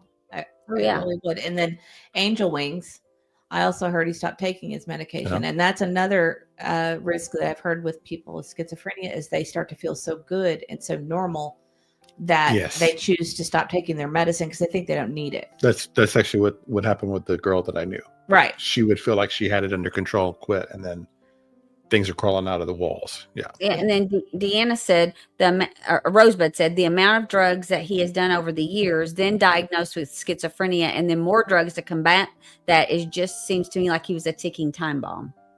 Yeah. Yes. And it's just so sad because, like I said, I mean, how old was Rob Ryder? 87, 88? 78. No, he was 78. He was in his 70s. Oh, I thought he was in his 80s. No, he's not as old as Mom. He was 78 and she was 70. Yeah, she looked to me really young. For her, yeah, for sure. Her age. And Deanna said years of street drugs or misuse of multiple pharmaceuticals destroy thinking as well. And I just wonder how much of the excessive drug use caused some of the mental instability and could cause the schizophrenia later on. I mean, he'd been doing drugs since he was 15, heavy drugs. I think that might end up being part Oh. of the prosecution's argument is, Right. well, was it the schizophrenia or was it because you were an addict and you chose that? It's going to be complicated. And it's going to ultimately be the question of, did he really have an understanding of what he did to his parents? He does. I wanted to play this, and there's a few interviews like Could this. I do a couple of comments? Because we've got some really Yeah. great comments. Which Mhm. Mama says, one of the best trainings I went to had us do an exercise that was amazing. We paired in threes. I would take a piece of paper rolled up like a cone and whisper nonsense into another person's ear nonstop. The other person would try to hold a regular conversation to retain that information. Kind of, I'm guessing, to display what it was like. Right. And then Sammy G had another one and said, reports that his schizophrenia medicine was changed 3 weeks ago, but weren't agreeing with him. And that he was also self-medicating with controlled substances, exasperating the, I don't know what MH stuff, mental health stuff. Oh, yeah. A source said that he was out of his mind. And I will tell you, that was the reports. He got into a fight with Bill Hader at the party from Saturday Night Live. They said he was inappropriately dressed. He was like just disheveled looking. Everybody were in tuxes and nice outfits, and it's kind of a fancy party, and he comes in like a sweatshirt, and he just looked very disheveled. So Romy too is saying the DA will go hard on the argument he had with his dad the night before the murders, and if he willingly took drugs and worsens his diagnosis, that goes against him at trial. I will tell you guys, if at all possible, and I think these other two are going to agree with me, if this goes to trial, we are going to do the daily trial on it. I don't think it will go to trial. You don't think so? Mm-mm. What do you think will happen? I think they'll put. Well, I mean, they did say he could be brought up on the death penalty, but I don't think they'll go for that. And I think he will, if he agrees to go to a facility hospital situation. I think he'll get out of it. I don't think he'll be held accountable, except for being in hospital the rest of his life. If he accepts that. If it really was a psychotic episode, I mean, it just depends. I mean, can you imagine what he's dealing with if that really was what that was? Yeah. I my tendency is to be skeptical. If you watch interviews with him and his dad, he looked at times like he had disdain for him. This is one of them. This is why I was going to play this. So this is there's a few of these, but you can kind of see the dynamic that was going on. Oh yeah, and I could completely see that he almost acted at times like he couldn't stand him. Yeah. So you'll get a little glimpse of that, and kind of also his father's approach. So this is like 30 seconds. I get crazy. Oh, yeah. Okay. You don't want to set me off. We both can get. How bad did it get at home between the two of you? I made mistakes in that I didn't go with my gut instinct and the feel. And I know Nick better than, some expert who's never met him. And I think had I listened to my own instincts, I would have done a lot better by Nick. It was a real nutcase. I was crazy. And I just, it was more than drugs. It's really always about more than that. So, Hi, Pooh Bear, that's awesome. Thank you. Pooh Bear's following us on Rumble. Oh, okay, great. Thank you, Pooh Bear. California, Alicia says California has a moratorium on DP anyway, so there's that too. Yeah, well, I heard the district attorney did looking for a deal. Yeah, I did see the district attorney that came out, and he said that it was still on the table, but I don't see them doing that, especially being in California. I don't see them doing it. I don't think he was born with it that we know of. We know he started using harder drugs about age 15. I think we've had people in our chats before talking about schizophrenia, and it's usually something that comes on. It usually talks about it. We did talk about that. when they're teenagers, correct? Late, Usually that's when late teen, early, like for males, it's usually very late teen Mhm. or early 20s. right. I actually know someone in a family that had someone that manifested it in from our hometown that manifested in early 20s. But if it does go, that this is one I want to cover for sure. I'm going to watch it anyway, so I might as well watch it with our friends. So Yeah. And also just a quick question. I turned the music off for that interview. Do we like the background Christmas music or no? So if you like it, put a 1 in chat. If you want us to keep it turned off, please put 2. It gets on my nerves. Well, I'm not worried about what you think. I know. I'm just saying it's distracting for me a little bit. Kind of like the experiment that they were talking about a few minutes ago. Yeah. Somebody I mean, talking it's in your not that I ear. dislike it. It's not that I dislike it. It's very nice, but it's just hard to get used to when we don't have it. Yeah. I like it. There's something. It's calm. It's calming. I have to think harder. It's okay. I don't mind to not have it. I turned it off and then I thought, well, that's not bad either. So, nobody likes it. Nobody likes it. Somebody said they didn't notice it. Harper Jean didn't notice it. Rosebud just put up something. I didn't know if you all heard that as well. Yeah. Uber likes it. Hang on, it didn't come through on our thing. She was just saying that Jordan. Did you see about Jordan Vandersloot? Where'd it go? Her thing came out. It came away. It's like didn't come through. I did didn't. A super chat? No, it was just a statement, and I approved it on YouTube as a moderator, but it didn't come through. It didn't come through on StreamYard. Yeah, so I can't show it. But she said, "Did you hear of Jordan Vandersloot tried to use sheets to hang himself?" And I did hear that. I just saw that in the news a day or two ago. No, I did not. Yeah, I heard that too. That's another case that I followed very Pam likes it. Jordan, help me with that one. Who's Jordan Vandersloot? Vandersloot, he was the one that they think killed Natalie Holloway. Oh, right. And then remember, he ended up getting convicted of killing another girl after that, and that's why he's in jail now. Well, I'll leave it off for a little bit, but when we start talking Christmas music, I'm turning. Real Me Too says, unfortunately, he failed. She's so funny. Yeah, sadly, he failed. Well, one of the things I was listening to on the Rob Reiner was Pat Brown, who's a criminal profiler that I enjoy listening to, and she started talking about psychopathy, and that part of this was that not recognizing that. What? I just got really sad because I remembered what our wedding song was, our first dance. Oh, yeah. So Nick, it had to do with a Rob Reiner movie. Yeah. So Nick was I forgot. I know. I'm sorry. Get a grip. She It hurt my feelings. I'm sorry. And Auntie, just get a grip. She could care less. She probably doesn't even know what song she did. I remember it. I don't remember the exact name, but I know what it was, and I know what you did. No, I'm talking about your first dance at your wedding. You probably don't even care or know that either. Mine? Yeah. No, I don't remember. I knew it. No, I don't know. I kind of do, but I don't.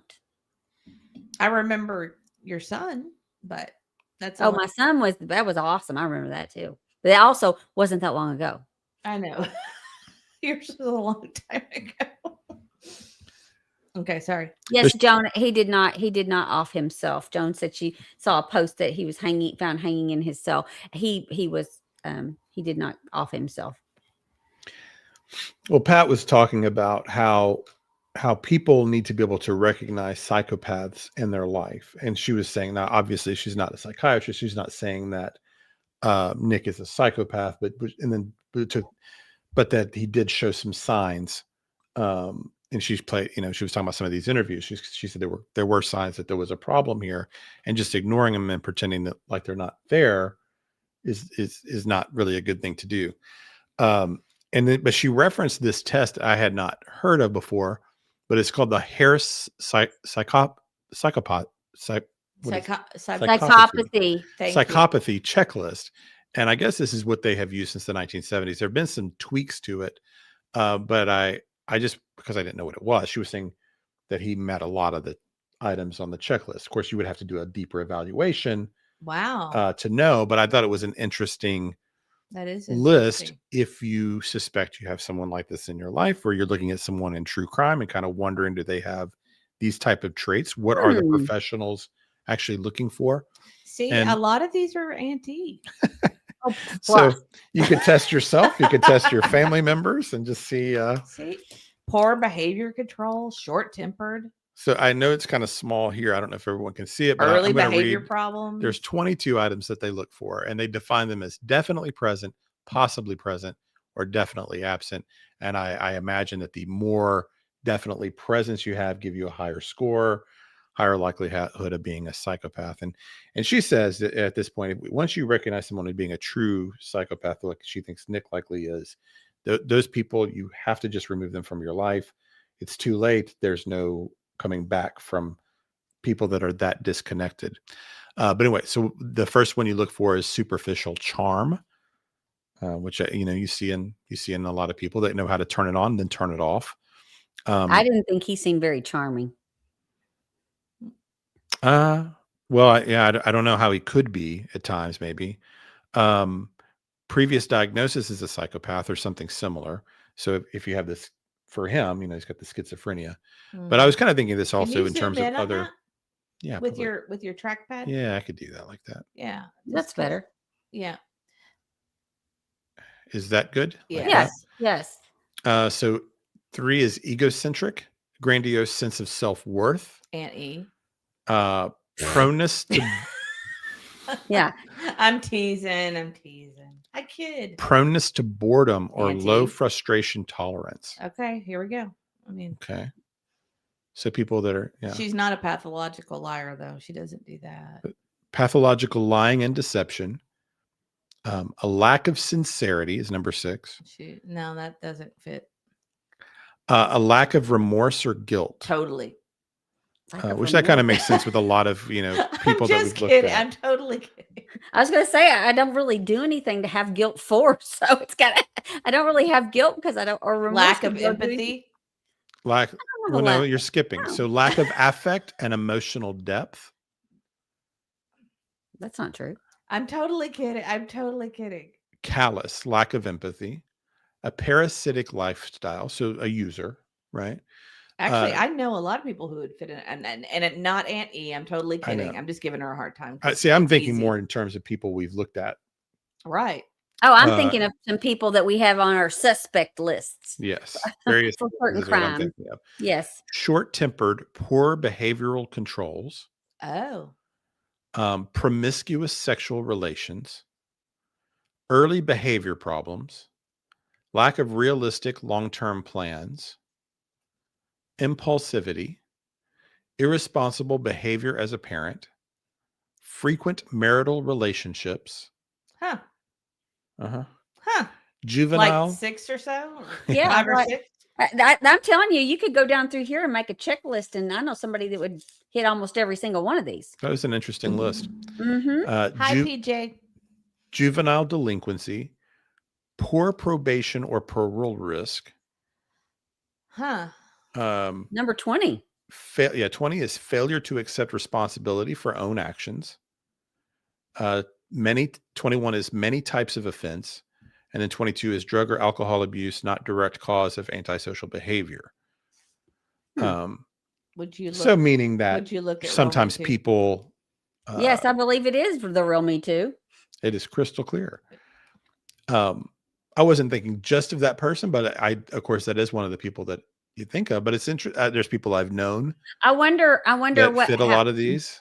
If it's definitely versus probably.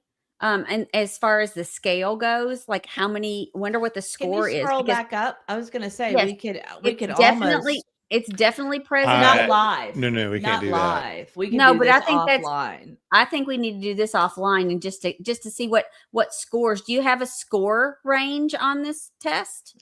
Yeah. It might have I don't know. This is yeah. this is a part of an article. Yeah, Teresa, I was thinking that one too. I'm sure he was. I'm sure Mr. E was thinking of that one too. It did this particular little. Please mark present, unclear, or absent. Definitely, possibly, absent. Huh. I would imagine it's more like, let's say you have definitely present. If you scored on all of those, you get 66 points. Mm-hmm. So that'd be like the highest you could. So if you had like a 60, you're like, man, that is. Well, scores a very lot high. of these, if you, if you think of like just someone that we know is a psychopath, it's like a Ted Bundy. This is Ted Bundy. Yeah, you could go through people that are, have already been diagnosed, but we could not. We definitely could not. No, do we that. can't do that. And some of it, I would want to look up what the definition is. Like, what would you consider? What characteristics would make up a parasitic lifestyle? I'd like to see what would you consider parasitic behavior? Living off others. That's what I would think. Users, well, I think there's got to be borrowing money, never paying it back. Just users. I think. Well, and some of them we wouldn't know. And like Pam, number 13, we wouldn't know early behavior problems. Yeah, Brian Kohlberger, exactly. Pam, I know I liked it too, but the other two seemed to not care for it, so I left it off. Oh, I didn't care either way. Yeah, it didn't matter to me. It's fine. I could learn. Oh, I know, Angel Wings. I know it's off topic, but that was really sad too. I don't think we're covering that. Horrible. What's that? The NASCAR driver and his family that crashed in North Carolina. I don't know that one. Are you kidding? Oh, yeah, it was huge. That was huge. I didn't know that one. Like a professional NASCAR driver? Yes, he's actually retired, I think. Is his last name Biffle? Is that right? Yes. I know who that is. No, I didn't. So he passed away. He had his whole entire family had a plane crash. Oh no. The pilot, his wife, and 2 children with 5-year-old and 14-year-old. Oh, it's terrible. Oh, okay. Daughter. No, I didn't know that. Yeah, it's horrible. We actually had the opportunity to go to a NASCAR event, and I didn't think I would like it. We got to be on the track. What do you call that? In the pit. In the pit. Yeah, we were with the crew. We were with the crew, and awesome. We got to have the headphones on like this and listen to kind of like driver talking, kind of like on Parks and Rec. You were in the pit. Yep. Yeah. I was. I love that. I was in the pit. You're make me start singing it. Greg Biffle. Yes, that's who it was. But the car that we were watching actually caught on fire while our drivers, the car's on fire, and they're like, okay, come on in. And he was totally calm. His car's on fire, totally calm, just pulls in, they put the fire out, and he moves on. It was weird, but we've had some really neat opportunities like that. And it was really nice. They had all the foods, and we got to be on the track with the driver and take pictures and with cars and all kinds of stuff. It was a really neat opportunity. So I'm going to go, unless y'all have. Oh, that was his daughter from a previous marriage. Yes. Oh. Yes. The little child was he and his wife's little boy. It was like 5 or 7. I think maybe 7. I think I said 5, but I think he was a little older. 5 rings a bell. It was either 5 or 7. Mm-hmm. Oh, you're going to get into this one now, huh? Yeah. So, another crazy one. Yeah, there's just so much. It's been a weird week. Well, the Reddit thing is what kills me. I know you're going to probably go over that, but that's crazy. The Reddit is the craziest part of the whole thing, I think. Yeah. And I think it was Rosebud or somebody was saying in the stream earlier about social media solving cases, and this is one. This got solved because of a Reddit post, basically. And the guy was like a homeless person. Yeah, and this is this I don't even know what to think of this case. I've still got a lot of questions about what was going on here, and I don't know if we're going to get straight answers or not. But I don't like how they've handled it. No, it's been very poorly handled, even from the university standpoint and the president of the university. Very unclear. They handled it horribly. So this was the shooting up in Rhode Island. and at Brown University in Providence. So I'm sure many of you have heard of it. If you hadn't, 2 people were killed on campus. One was 19-year-old student Ella Cook, and the other was Mohammed Aziz Zakov, I think. And then 9 others were injured, but are expected to survive. So this whole thing was just a mess. It's in the middle of the campus. They're having a late night study session, and cameras don't seem to pick up anything. And so there's a lot of criticism about why wasn't there better security cameras? And it's a major university, and they have the pictures. Most of the video that eventually came out several days later were from neighborhood cameras, not from campus security. And then all these names started getting leaked out there as suspects, and the mayor was leading press conferences instead. It was a disaster. And days are going by. And one thing that got reported that was weird to me too is that the FBI asked to get involved in the case, not that the FBI was asked to be brought in. The FBI had to step in and say, we'd like to assist. Why would you not, after several days have gone by, be the ones reaching out to the FBI saying, hey, we need some help here? It's just all a mess. I think they handled it very poorly. It was just the press conferences, even after it got resolved, because my son's slamming the door again. That always makes me laugh. But even after it got dissolved, they're all giving each other high fives, and they didn't do anything. This guy took his own life, and Reddit solved it, basically. Hi, Holly, Naomi. So let me get to this. I'm going to read from this part. Hi, happy holidays. So the man pictured here is Claudio Manuel Valente. He's 48 years old. He's from Portugal.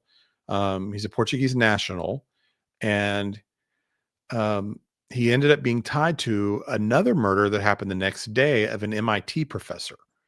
But they didn't know that at the time. And that man's name was Nuno F.G. Loureiro.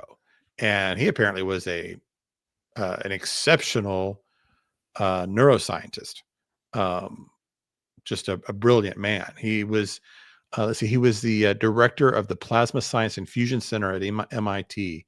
He was a professor of nuclear science, not neuroscience, nuclear science and engineering. Still. I think I got confused with the other person that got killed. He was studying to be a neurosurgeon. And we don't really know. He's connected to these people, but like he took some classes at Brown. He seemed to have known the MIT professor, but we don't really understand motive or what was happening. And then he killed himself in a storage locker in New Hampshire. And Sharon Marlowe. And hi, Sharon Marlowe. I saw you, but I have not said hello. I hope you're doing well and having a great holiday season. Sharon says a homeless guy solved it, and Brown wanted to take credit for his help. He turned his info over to the FBI, who were looking for MIT unaliving. He said he saw him at Brown with the same car. So yes, so I'm just going to read. This is from PBS. I'm going to read this part of it. Okay, so this is from the affidavit. He first encountered the suspect in a ground floor bathroom of the Barris and Hawley building about 2 hours before shots rang out in the classroom. John, and I don't know if that's his real name or not, or if that's just if they're keeping him anonymous, but John described the suspect's clothing as inappropriate and inadequate for the weather, the affidavit said, adding that he had locked eyes with the suspect. After the suspect left the building, John said he was then engaged in a game of cat and mouse with the man. John told police he followed the suspect to a Nissan with a Florida plate, but he didn't go into the car and instead walked around the block. The suspect would switch directions every time they saw each other, the affidavit said. The two ended up exchanging words. Your car is back there. Why are you circling the block? John recalled. He asked the suspect, according to the affidavit. Then the suspect said, why are you harassing me? A custodian interviewed by police earlier in the week also said he encountered a suspicious person that matched the description of the suspected shooter. He recalled the dates November 28th and December 1st. In one instance, the custodian, like John, said he observed this person in a ground level bathroom of the building where the shooting occurred. So was he like staking it out? You know, what was the situation there? Mm-hmm. And was he targeting these two people for some unknown reason? What was, it was really strange. Yeah, but this all started with a Reddit post. And so here's the direct quote. I'm going to actually just share that. My husband said, "What's Reddit?" Today when I told him about it. He's like, "I guess I don't have that." I said, "No, I guess you don't." Yeah, so this is what the post said. I'm being dead serious. The police need to look into a gray Nissan with Florida plates, possibly a rental. That was the car he was driving. It was parked in front of the little shack behind the Rhode Island Historical Society on the Cook Street side. I know because he used his key fob to open the car, approached it, and then something prompted him to back away. When he backed away, he relocked the car. I found that so odd when he circled the block. I approached the car, that is, when I saw the Florida plates. He was parked in the section between the gate of the RIHS and the corner of Cook and George Street.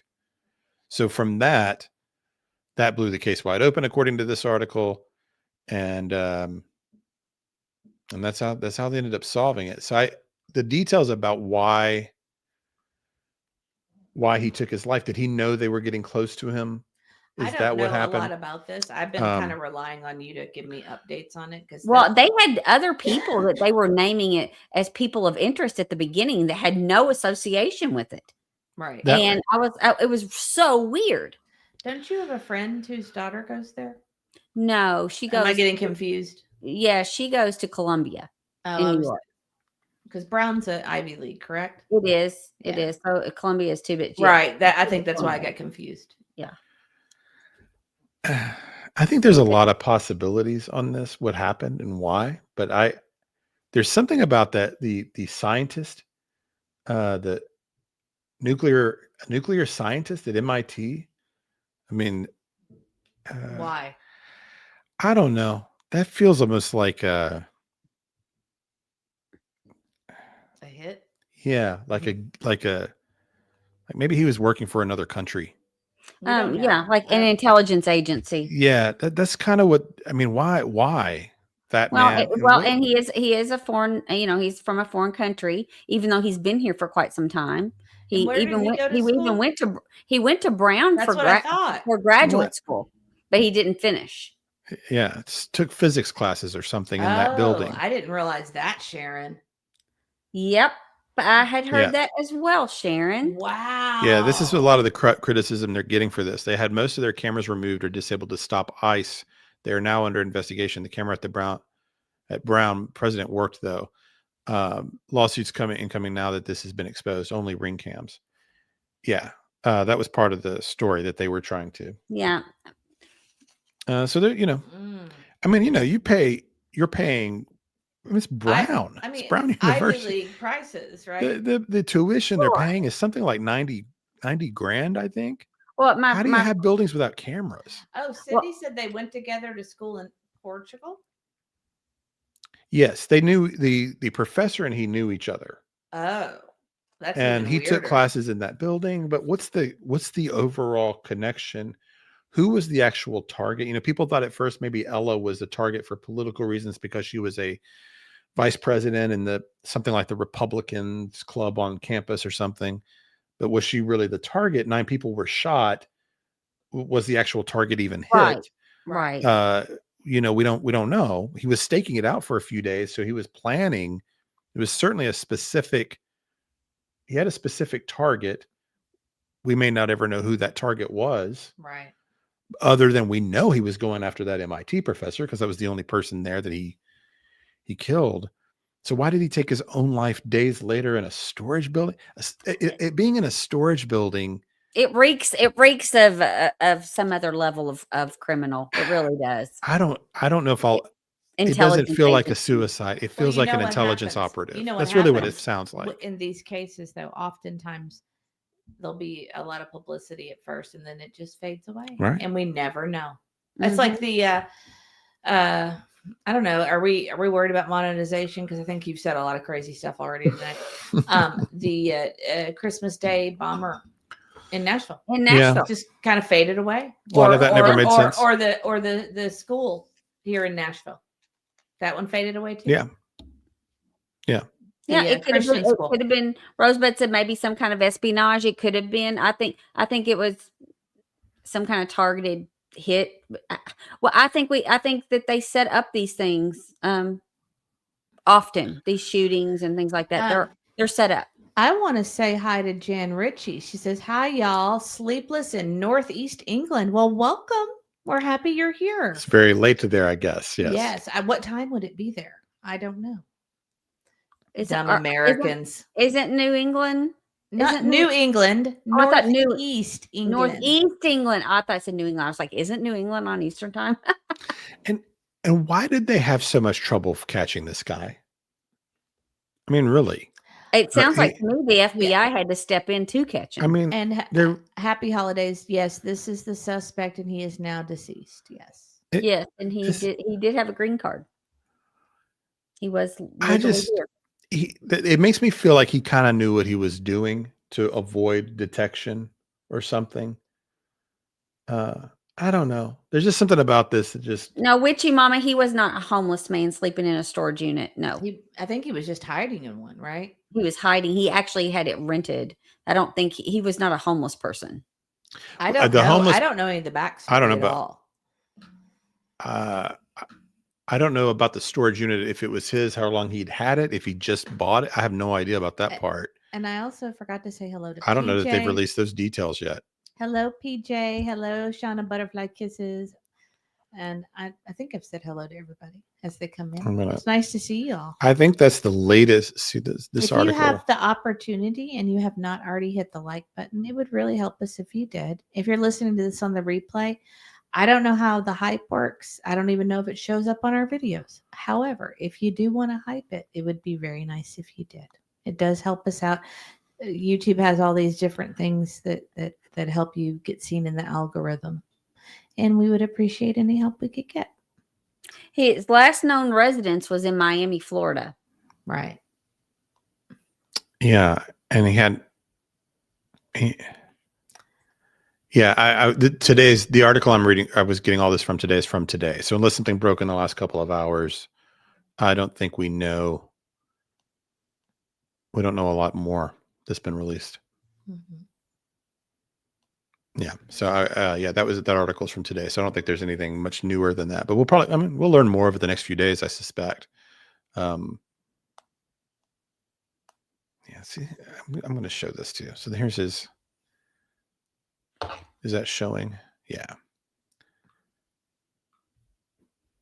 What is that supposed to be? This was him too, just standing outside somebody's house, wearing the mask, looking around. Mm-hmm. I don't know. I don't know. Oh, Sharon said the Miami home was not lived in per the neighbors. They never saw him. Well, and also there's no, which also lends itself to a foreign intelligence agency. He would. He had no job record, no jobs that they knew of. See, you guys need to watch a show called The Americans. Mm-hmm. The Americans. It's about a Russian couple in the 80s that were here as spies, living here as Americans. And it has stuff like this. Yeah. And it's supposed to be based on an actual couple, if I remember correctly. Spies use universities. Yeah. They're very active on campuses. So I don't know. If you haven't watched that, his beef, though?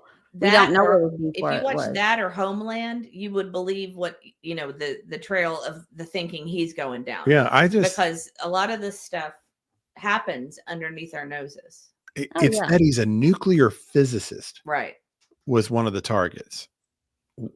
It can't be a personal. I just don't think it's a personal beef from these guys working together. I just think that this. I just suspect that this is a foreign event of some kind. I don't know what that is. Some other intelligence agency. That's just what I think. Rosebud says with all these foreign intelligence agencies and spies and people's lives online, the Cassidines on General Hospital. No, it's the Cassidines. The Cassidines on General Hospital. I don't remember the Cassidines. I don't remember them. That was one of the families on General Hospital. Which family? I remember Robert Scorpio. And speaking of which, Luke passed away. He was a spy this on there. week. I know. Yes, I saw that. There was a lot of stuff. Well, they they're had a lot of threes, right? spies on General Hospital. The celebrities tend to Anna. go in threes. They Anna were Scorpio. they were a wealthy aristocratic family on General Hospital, But and they were the ones from Greece, and they were they had power, and it was like they're all about power and revenge, and I just remember, you know what the thing is I was a Days of Our Lives girl. I'll just be honest. I watched General Hospital, but remember the Spencers on General Hospital. Yeah, Luke and Laura. Okay, they were the big rivals of Luke and Laura. They were the Cassidines. I guess that part of it I just don't remember for some reason. I can tell you all about the Curiacuses. I could tell you about the Brady family, but I was Days of Our Lives. I'm sorry. I watched General Hospital some. I know you did. I remember us watching Luke and Laura's wedding. Yeah, and when we were little, Days of Our Lives, General Hospital, Bo and Hope's wedding. Oh, we had that recorded on Betamax. Yes, we did. Let's see. Hi, Whispering Winds, Donna. Nice to see you. They were the family that Elizabeth Taylor was. Oh, I remember now. When she was on there. That's right. Yeah. They were always trying to kill Luke and Laura and separate them and all that stuff. That was the Cassidine. Yes. Was it? I guess I guess I just don't remember that era of General Hospital. It was when Luke and Laura were on there. They were always after. They're their arch nemesis and always trying to destroy them. I did watch All My Children too, I think, because I didn't watch that one at all. That was the Ryans, right? So I think I was watching General Hospital more when it was Frisco Jones and all that stuff. Oh wait, I watched when Rick Springfield was on there. Jack Wagner. Jack Wagner. Yeah, that's when I was watching it. And Rick Springfield, I remember that was a big deal. And then what was the Uncle Jesse played Blackie? Yeah. Oh yes, yeah. yes. Blackie. What's his real name? John Stamos. He got to see John Stamos one day. He was in New York for business, and John Stamos was just right outside on the street, right? Yeah, it was down near Broadway. Near Broadway and all that. You can go to Disney World on any given day and you'll run into him. He's there all the time. How many times have you run into John Stamos? I've never run into him because I don't go anymore hardly at all. But every day on my pass holder page, I'll see, saw John Stamos at Epcot today. Or I'm like, I'll tell you, in real life, he's a ridiculously handsome man. Oh yeah, John Stamos. Right, you told me he was striking. He's shocking. Like from a distance, you're like, good grief, that's a good looking man. He's got like the crazy dimples. Do you know what I always remember? I remember we were watching Conan when he was with Rebecca Romaine. Yeah. And he would be like, Rebecca Romaine Stamos. Yeah. He would be so mad that they were getting married. Yeah. Because he wanted to marry Rebecca Romaine. So I just remember. Yes, I remember that. I know. Oh, it's 2:30 a.m. You all need to be in bed.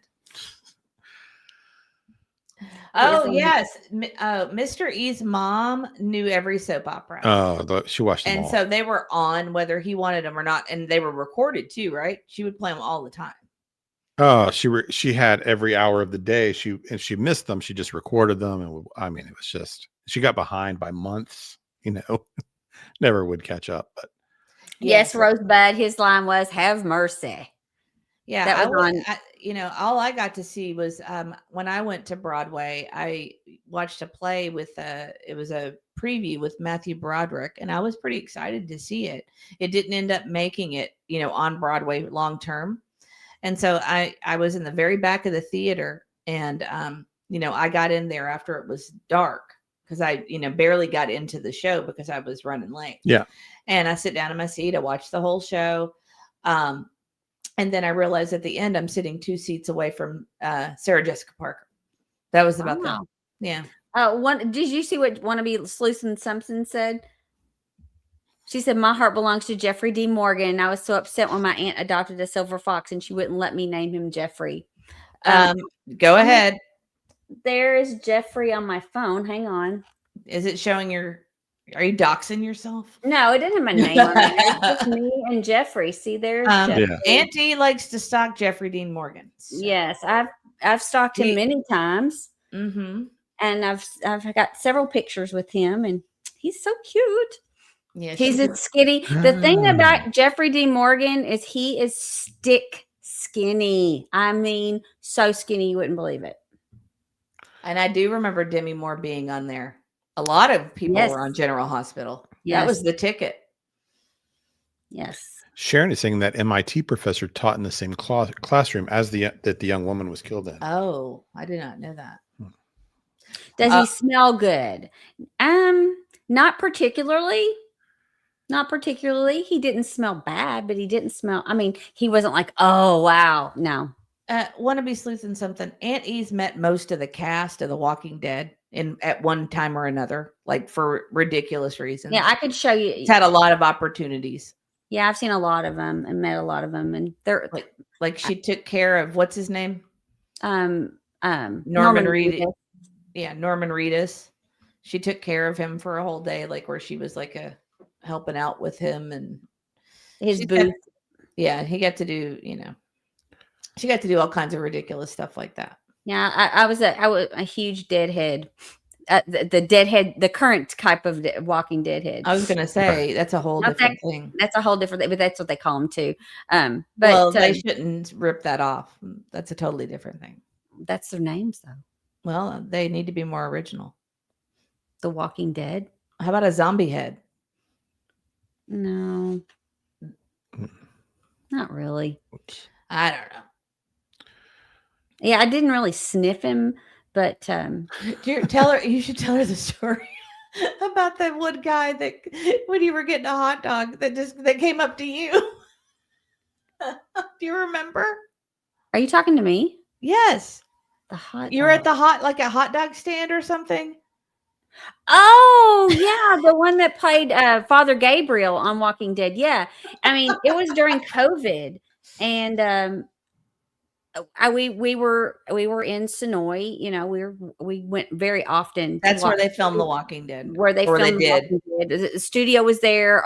They actually had a town in Sonoy that they used as part of their set for Alexandria, which was a big set for several seasons, and they actually used this neighborhood that people lived in, but it was enclosed. And anyway, we were it was during COVID. People were wearing masks, but we were like, we're still going. We wanted to get out, so we went, and there was a hot dog store, and we're talking with some other Walking Dead fans. There's 4 of us standing there talking, and this guy walks up and he's just listening to us. He has a mask on, and we just look over at him, and he said thank you all for watching the show and being fans. And it was Father Gabriel. He was just there on the street getting a hot dog, but between filming, and it was kind of funny. That was funny. So yeah, we've run into a lot of them. Dreaming's got family over for the holidays, so she's not going to be able to stay. But thank you for being here. And if we don't talk to you before Christmas, happy holidays. We have not talked about the Charity Beeless case tonight, have we? No, I don't. I just pulled it up to see what it was. I didn't know. I don't think I knew this case. Did I? I think this was a name that maybe she or someone gave us to look into, and we hadn't. I think it coincided with with the surgery, with having to have surgery quickly. Yes, and then we had to put it in the Gotcha. pin. Is this a picture of her? But we will talk about that. No. Who is this? One of the people that this is the Dollar Tree. Oh, is that this is the Dollar Tree person? Mm-hmm. Yes. So can I say something real quick to Dreaming? And Dreaming, if you are still listening, we are thoroughly enjoying the present that you sent us. I just want you to know, as a family, we are loving it. Yes. I know you know what that means. It has been a hit. I'm not going to say anymore, but we absolutely love it. Yeah. And I can't thank you enough. And I think Mr. E feels the same way. It's something we didn't know we needed. And Middle E. Oh, Middle E loves it. Oh, yeah. Loves it. So thank you very much for that. Yes. And it's something we didn't know we needed. It's but true. Now that we it's have, and how many times did I tell you did? Okay, I don't want to embarrass her, but I just wanted to tell you thank you again. Yes, but thank you very much. This case is a crazy case. She's too. so glad. Yeah. Well, you're the best, and we appreciate you. Have fun with the family tonight. Yes, have fun. Get off here and go have fun with your family. You can do this anytime. Absolutely. So this lady, this was just such a weird case. So It's so weird. sad. It's so, and I don't really know what to make of it in a way. But her name is Dr. Helen uh, Sanchez. This happened in Miami, Florida, and Everything happened in Florida. and she was at a Dollar Tree. It seems like she got in there maybe near closing time or not too long before closing time. The next morning, she was found deceased in the freezer of a Dollar Tree by employees opening the store. She's just 32 years old, originally from Nicaragua, and she was naked according to the police scanners. And they're not suspecting it looks like any kind of foul play. They think it was just likely some kind of terrible accident. But apparently they do have some security cameras that it didn't catch anything unusual. The part about her not wearing any clothing at first, it makes you think, okay, well, she was assaulted or something. Right. But I have later learned that, and I did not know this, that when you go through hypothermia, one of the last stages apparently is you're as you're kind of almost hallucinating or not thinking rationally, you're disoriented, but you also get very hot before you pass away, I guess. And so people often in these situations are either completely unclothed or partially. And so that part of it might explain that. But why this doctor walked into the back area, the closed off area of a Dollar Tree, and wandered into the cooler, of her own free will is just really hard to understand. And I don't know if we'll ever really know, but it is. And there's no cameras, right? They should have They them in have the cameras. store. They say the cameras of the store didn't show anything that would indicate foul play.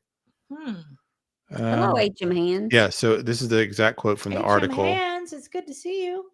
This is from Fox 4 News in Miami. Authorities added that surveillance footage indicated no foul play was involved. Yes, she was an anesthesiologist. Mm-hmm. And they're trying to send her body back to Nicaragua, and apparently her 2 children are still there. That's it. It just doesn't make sense. If you got trapped and the store hadn't closed yet, couldn't you scream and yell? Couldn't you break something? I mean, why would you even be back in a frozen area? You know how they have those big racks that they push up against that you get your stuff out of. And why would she have even gone back there? None of it makes sense. Yeah, and want to be sleuthing something. Can you imagine being an employee that has to go in the freezer now? I would have the willies. I've worked at a lot of places in my younger days that had walk-in freezers and different. I was always scared to go into them. I have worked in places where we got stuck. Oh, actually, in our school freezer. And I mean, there was a safety button on the inside to let you out should someone get trapped. It was very easy because my school was built back in the 30s, and it was very old building. In the walk-in freezer, it was. I mean, the door slammed like huge, like heavy door. It slammed, but you couldn't just push it to get open. You had to hit that emergency release to get out because it locked behind you when you went in it. Do you remember where I worked for a long time when we were engaged? Yes. That freezer was difficult to get out of. If you got locked in there. Got locked in there. They could very well can be. I see that. But no, I wouldn't think $1. You never wanted to go in that if you were there alone. Ever. The thing about those freezers too, if it's back in the refrigerated area, all you'd have to do is move one of the racks, and they usually roll because that's how they fill them. And then you would just push the door because the doors from the outside, you pull them open. So all you have to do, yeah, I'm talking about the refrigerated section of Dollar Tree. I'm talking about the refrigerated section. No, but I don't think that's how that works. Yeah, where they got the milk and the orange juice. The walk-in. The walk-in was attached to that? I'm assuming that's the area she went into because there's nothing else in a Dollar Tree that's frozen except that's in that area. No, I think it's a separate storage freezer. If it is, I saw a picture of it. I don't think it's attached. It may be. It may be. So you're thinking, I get what you're saying, what you're imagining. Yeah, you're imagining, but that would have been a very where smart. you'd walk into stock from behind. Yes. And that's where I would think a customer. I just don't would- understand what made her go in there in the first place. This well, somebody says said, could she have thought it was the restroom? But you wouldn't enter a walk-in from an exterior Well, as soon as you door. open the door, you would but see. no, it's not a restroom. It's a freezer. female was located inside a walk-in freezer cooler located in the store's stock room. Right. Okay, so it was a walk-in separate, I guess. Right, because they'll have the storage freezers. But why would she have even gone in the back of the store in a storage area? I I mean, it know. just doesn't make sense. It's really hard. There's it's really going to be hard more to this story. There's going to be more to this story. It's just hard to imagine why. Mm-hmm. I mean, you kind of go into the off limits area of a Dollar Tree anyway. It's just weird. So why would you go into their cooler? I don't know. Our Dollar Just Tree is to pretty mean. They Get- won't even let you got use the lost? restroom. I don't know. Our Dollar Tree won't even let you use the restroom. I don't ours- think I've been to that one before, and they won't. They're rude. You have to go if they do. You have to go to the front and get a key and walk all the way Yep. back to the back, and then take the key back to the front. It's a pain in the butt. They've gotten to a point. They told him outright that they did not let people use it because they didn't want to clean it. Yeah, that's what they said. They told him that because we have to go there frequently because Biggie likes that store. So No You're doubt. going to have to go to a better one. there are better ones. We could do sometimes actually.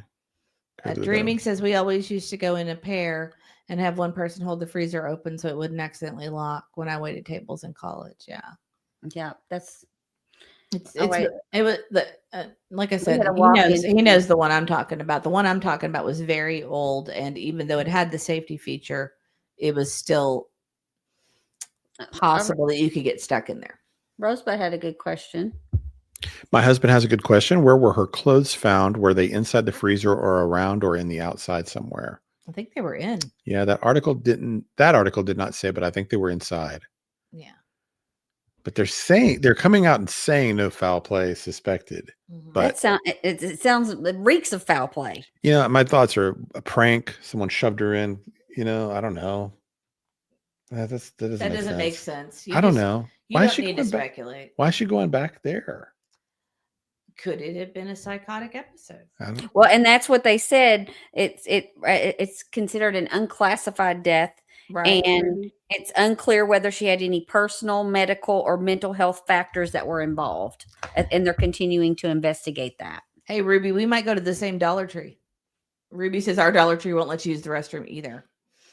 And Guilty of Crime gave us a thumbs up. Hi, Guilty of Crime. It's lovely to see you. We're All of happy the you're ones- here. There's 3 here where I live, and all of them have bathrooms in there. You have nice Dollar Trees.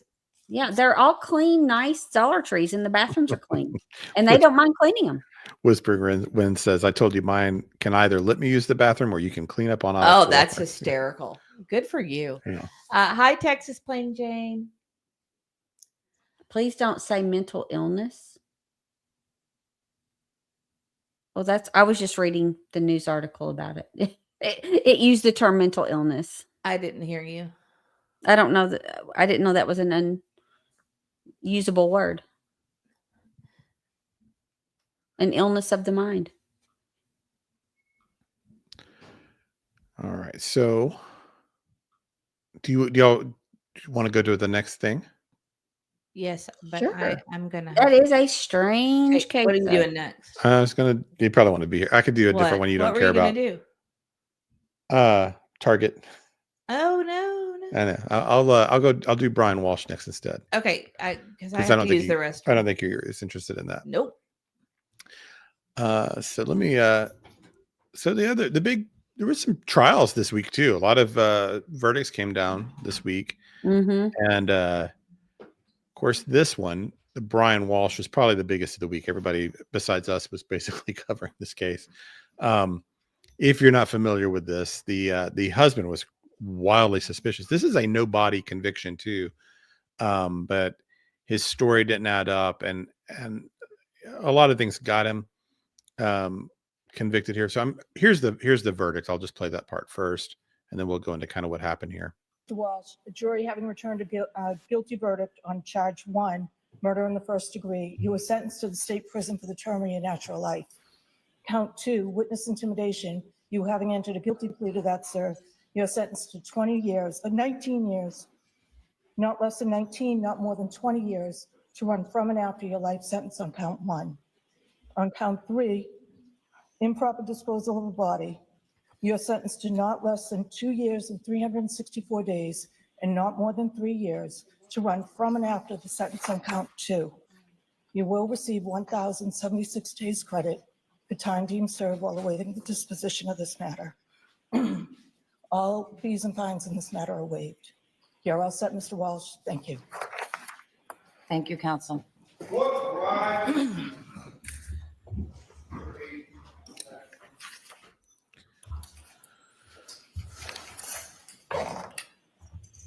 Madam Clerk. So There he is. for those of you that did or did not follow that case, or if you didn't follow it, the most interesting part of the evidence to me was his internet search history. This always blows my mind. I know. But he was looking up things like best ways to dispose of a body, how long before a body starts to smell, can you throw away body parts? I mean, that's just wild, right? And he also got caught on several surveillance videos, purchasing cleaning supplies, tools like hacksaws and a hatchet, a protective suit. There were items with blood and DNA evidence matching Anna and Brian. He had personal items of hers, like her COVID vaccine card and clothing, but they never found the body. And so not sure where she is, if she's even possible to be found or not. But he got life in prison without the possibility of parole. And then they added on the other years for the other charges there. So him not telling where the body is, maybe he will, maybe he'll use that as a bargaining chip at some point, to maybe get something. Or maybe he's just going to appeal and try to get out of this at some point. But that search history, I think if I'm on a jury and his wife's missing and he's looking that up, I think that's almost enough evidence for me to convict. It's pretty damning evidence for sure. Why else would you look that up? And hasn't there been some alleged that they found some burn areas? I had read something today that they possibly found burn areas that they thought that there could be remains that they're continuing to look into. Oh, maybe. And I had just seen it earlier today. I may not be correct, but I thought I saw something about that. I don't know. I hadn't come across that, but I'm sure you're right. So he obviously did something. He didn't seem very upset. Did you notice that in the sentencing? Didn't seem surprised, did he? Very calm. Let's see. So, that's the sad thing. He knows that's the only thing he's got now is not having to tell what he did to her. Yeah, I don't think she's recoverable either. Real Me Too said she's in a lot of pieces and thrown out in different areas, so I don't believe she's recoverable. Yeah, that's what it sounds like. Yeah. Yeah, that is kind of how that seems like that's. Yeah, Rosebud said, do you think he's ever going to tell them what he did to her or where he put her? I don't think so. It'll have to be that they find pieces here and there.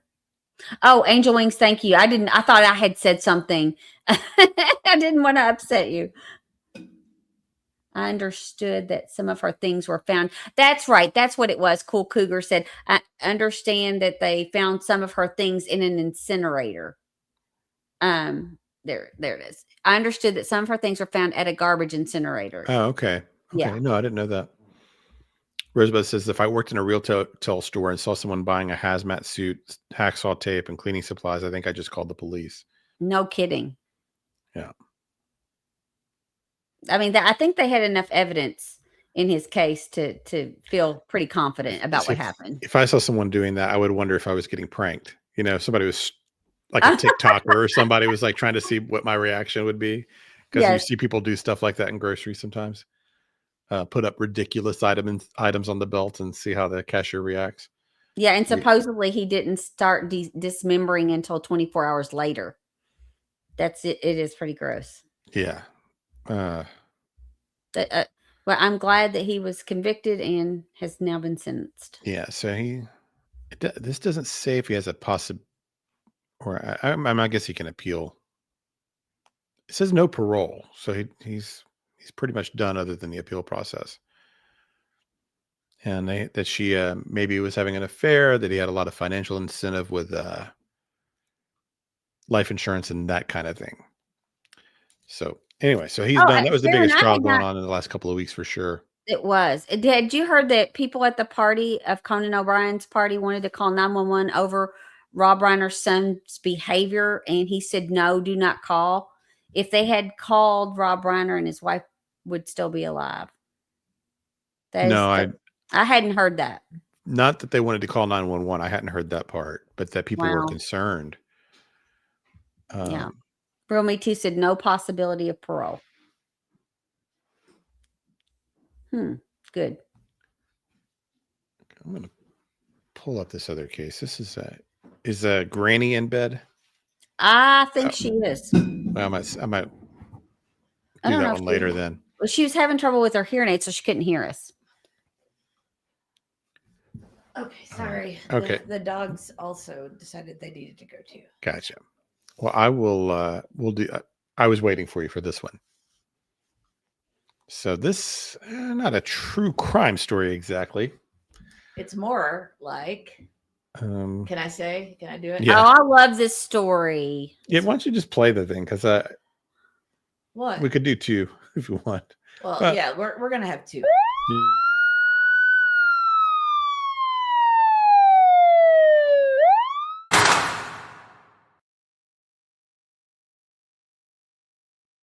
This is definitely a case of some poor judgment. Oh, and by the way, I saw Angel Wings was not talking to you, Annie. Yeah, I said I saw that. Thank you. I was like, I thought I'd said something offensive, and I wasn't meaning to. All right. So if you did not see this, this is someone on TikTok streaming a 81-year-old Target employee wearing a Charlie Kirk Freedom shirt. Why? They let you wear that shirt here? Yes. Why? So, Why are you taking my picture? why are you wearing that shirt? You're working. It's It's not a a Target red shirt. shirt. I can wear any red shirt. It's not a plain shirt. It doesn't have to be It's a Charlie Kirk shirt. Yes. Yes, I know. Are you fucking stupid? No. Why the fuck would you wear that? You're at work. What a Target. terrible thing to That's say to not a Target shirt. It's not a plain red shirt. We You don't, support a racist. it's not racist. You support a racist. He's not a racist. Yes, he is. No, he's not. Yes, he fucking is. I'm sorry, but I'm not going to stand here and argue with you. You're not. You should go get your manager. You should not be allowed to wear that at work. Unacceptable. Unfucking acceptable. That's your opinion. No, the opinion is he's a fucking racist and you support him. That's your opinion. And you should not be allowed to wear that. This is going to be taken above your fucking head. That's insane. Insane. Have a nice day. So sweet. I know. Well, Sharon said that they have raised 150. Oh, I thought it was more than that. No, well, that's what I was going to say. Sharon, you haven't checked lately. It is now at $262,000 they have raised for this lady. Bless her heart. I hope she can use every penny of it. I hope she can retire, quite frankly. Well, that's kind of like the guy at Walmart that was in his 80s that they raised like almost $1 million for. Oh, I know. It was 800 and some thousand, I think. I love that story too. That See, was I another one. love good stories. I love good stories. Well, and this is this was poor judgment on her part too, for the person that put it up. Were you all going to talk about that? Yeah. Yeah. So poor judgment. So I'm going to go to and the real quick. Angel Wings said she would never disrespect us, and she's the sweetest. Oh, I just assumed it was a misunderstanding. Actually, anyway. Yeah, I thought we love you back, Angel Wings. We really do. Yes. No hard feelings. I hope she gets to retire, and I hope she gets to go to Bora Bora or wherever else she'd like to go. Yeah, All it, right. So, it was great. Yes, cool, Cougar. I agree. We need a good news segment. I love good news. Oh, all Dreaming right. says she has that same shirt in white, along I with do two other too. shirts and one of his hats. LOL. Well, Yeah, I there's do so Maybe I too. should wear it to Target tomorrow. Ha! That I'll maybe tell that's what you, I'll do. we went to Target like during the day. School's still in session. I mean, and it was insane. I'm not going back to Target this holiday season. I'm just Well, not. it's I a use big line, Instacart. but it actually moves pretty quick. It's not that bad. I know, but it was It was just horrendous. I mean, but for it to be a school day and to be that full of people, a I'm work day, a school day, whatever, I've it gotten was to where crazy. I do the order ahead and they bring it to the car, or I've done Instacart for Costco. I've done it twice. I mean, it's so easy. I'm one of those weird people though that I like the crowd at Christmas. It makes it feel like Christmas to me. So I like to Mhm. be out in the craziness a little bit. It just Yeah, feels like it makes me Christmas. feel like it's Christmas. So I kind of like it. And we actually used to be like big mall shoppers. I've just gotten to the point to where I get frustrated when I go to a store and they're out of stock of what I want to get. And I just go home and end up ordering it on Amazon or something like that because it's so frustrating to me. So, and hi, girl mom. It's nice to see you. And wannabe Sluicing something said, I'm used to being one of the few liberal leaning people in these chats, and it's not hard to get along with people. This Yeah. is liberal extremism, and it's just as foul as Right. any form of extremism. Right. Absolutely. I've never in my life gone up to anybody and complained to them about what they're wearing in any case whatsoever. I mean, this person was just stupid. And then she put it all over social media like she was proud of herself for cussing this poor working woman at Target for having a red Charlie Kirk shirt on. And I have to tell you, the woman handled herself very well. Yes. Yes. She was a dream. I don't even know that it's just turning like normal working people into content too. Yes, You know, Texas, it's just Plain Jane. The lady in the red shirt was a Target employee. It's my understanding they can wear any red shirt as long as it's red. And the foul mouthed woman was a customer, yes, who thought she had a gotcha moment, I guess, and thought that people would be on her side. And actually, I haven't seen anybody on her side at all. no, Not well, even left leaning people. Right. Even if you thought that Charlie Kirk was a racist, even if you thought that, most people wouldn't think it's okay to walk up to that woman and threaten to get her fired and call her manager and curse at her. And she's being very nice to her about it. I mean, we have a freedom of speech and freedom to wear whatever shirt you want to wear. I mean, that's just the way it is. It wasn't like it was indecent exposure. She was just wearing a red t-shirt that she liked. And I'm sure that her managers and people saw her wear that shirt before they put her on the floor, you know? It is also the issue of the echo chambers too, where when you get that person probably thought the whole world was going to rally around her and go, yeah, you're right. They did. Cheer her on. They certainly did not. She miscalculated.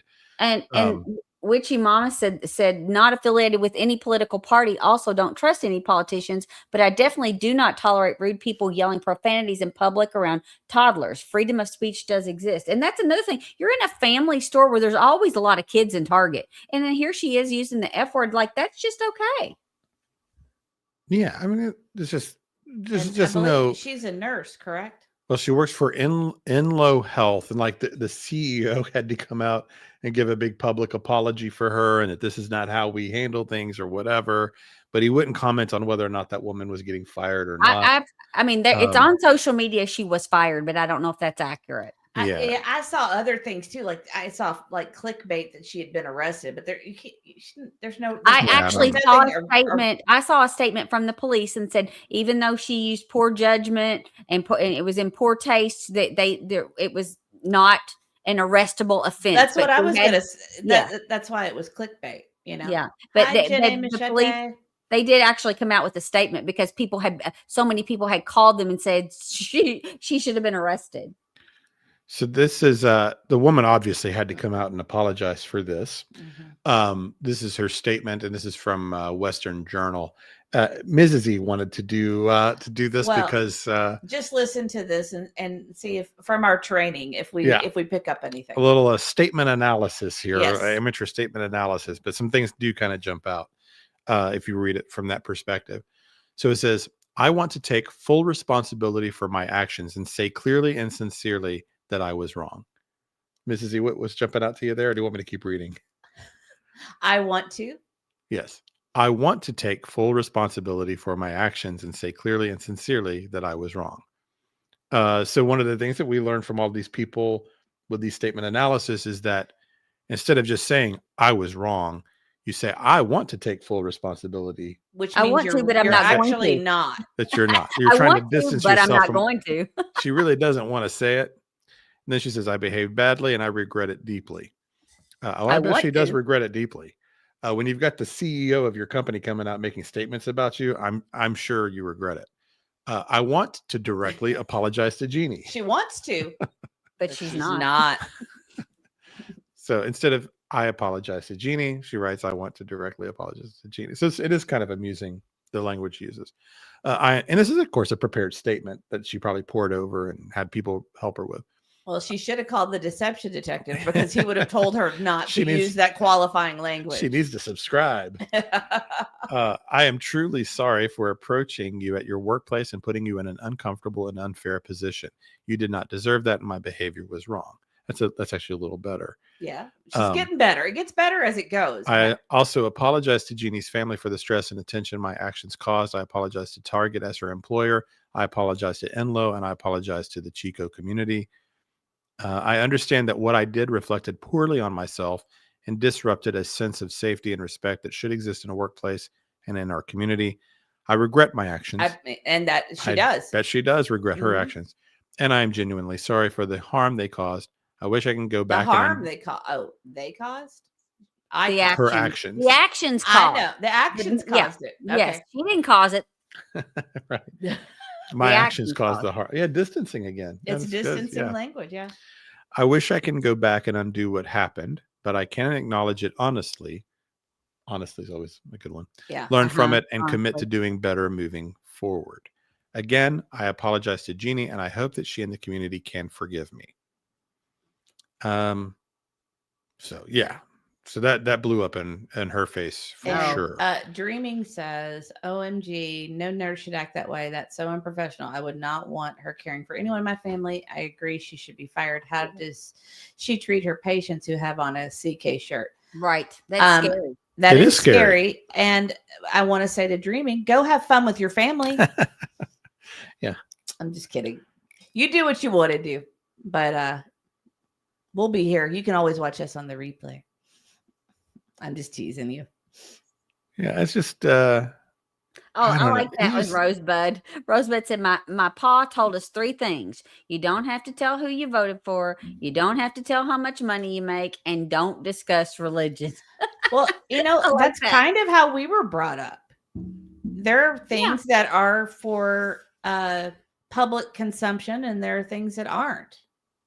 And, you know, you don't talk about how much, like you said, how much money you make. You don't talk about religion.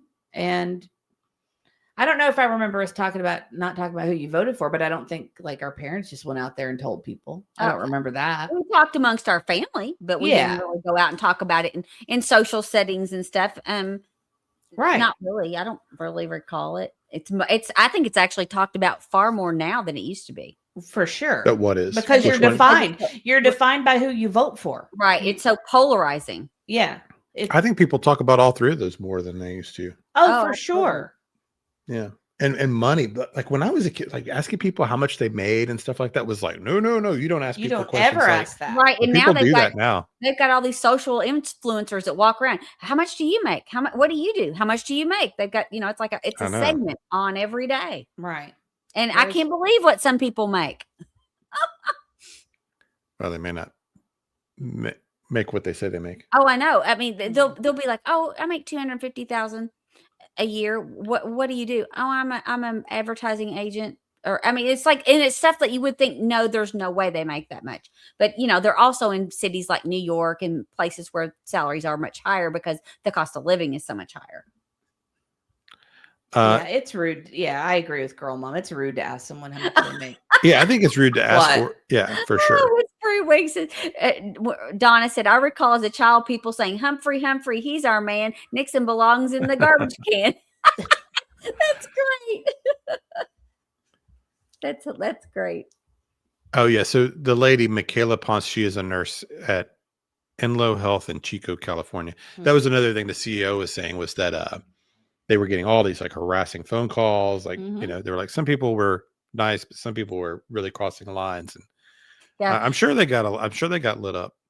Well, I'm sure they told her you better make a public apology. If they didn't fire her, they probably said, if you don't make a public apology, we're going to fire you. How does somebody not know that it's going to blow up the wrong way like that? I mean, it would make me just wonder about her just judgment. And it is a poor judgment. No matter what, if she were doing the same against a liberal or a liberal against whatever, but to think that you could go and harass an 81-year-old woman at Target, post it on social media where you're cursing at her just for wearing a t-shirt, that you think that that's not going to reflect back on your career in some way. If you don't like what that person represents, that's completely fine. Keep it to yourself and move on, or don't even go back to Target again. If it bothers you that much, don't go to Target, but you don't go attack someone because they have on a shirt that they want to wear. But I think she did it thinking everybody would just be on board, think she was a hero for confronting this nice elderly lady just doing her job, you know, like okay, I can't do just the lack of awareness of the reality of what that looked like, because she had to have the time. It's not like she was live streaming. She had the moment, looked back at it and thought, oh yeah, I'm going to put my name on this out there for public consumption, and not have any idea that it was going to blow up like that. You just can't do it. You just can't do it. Just really foolish. I wanted to say hello to Paige Turner. Good to see you, Paige. Good to see you. And that's something else. Dreaming says they left for the night. And Deanna like, if you're just going to listen to the E's, we're out of here. Hey, are the E's your family or are we your family? You need to make it. You need to decide who's more important. I'm going to play a little bit of this too, because this. Actually, I forgot to mention too that we did get sent some Christmas presents from Real Me too, but we're not opening. Sorry, we're not opening those until Christmas. They're under the tree. And thank you, Real Me too. And you're right, Angel. Neat probably surprise. is at the protests. Oh no, what did I do? Yeah, I'd be terrified to wear, like, what if I was in a car accident and then I had a Charlie Kirk shirt on and she was the nurse that had to treat me? What would she do? Cut off my head or, not help me? I mean, well, I'll tell you, we've been in the hospital a lot lately, and it has crossed my mind, because we've seen a lot of people say that they would not care for people who are conservative. Yeah. I had people attack me on an airplane, getting off the airplane one time. Oh, I remember. Because of my sweatshirt. I won't tell you what it said, but it wasn't anything bad. No, it was absolutely not bad. It was a great shirt. Well, while you're getting that together, can I do my fun segment that I wanted to do? Everything's frozen up on me. Well, you probably have 65 tabs open if I know you. I've been closing. Okay. Cut off your shirt for sure. Cool Cougar says. Okay. So since we're having a little break in the regular programming, I had a fun little thing. I wanted everybody to guess what each of our favorite Christmas movies is. Okay. So Mr. E's favorite movie, Auntie's favorite Christmas movie, and mine. If somebody gets all three, what do they win? I don't know. Maybe a prize. I don't know. We'll see. You have to guess each person's favorite Christmas movie. And yes. Are any of ours the same? Probably. I think so, actually. But I don't really know for sure. You're a wild card, so it's hard to say. You can also, I have a favorite live action Christmas, and I have a favorite. You have live action Christmas movie? You know what I mean?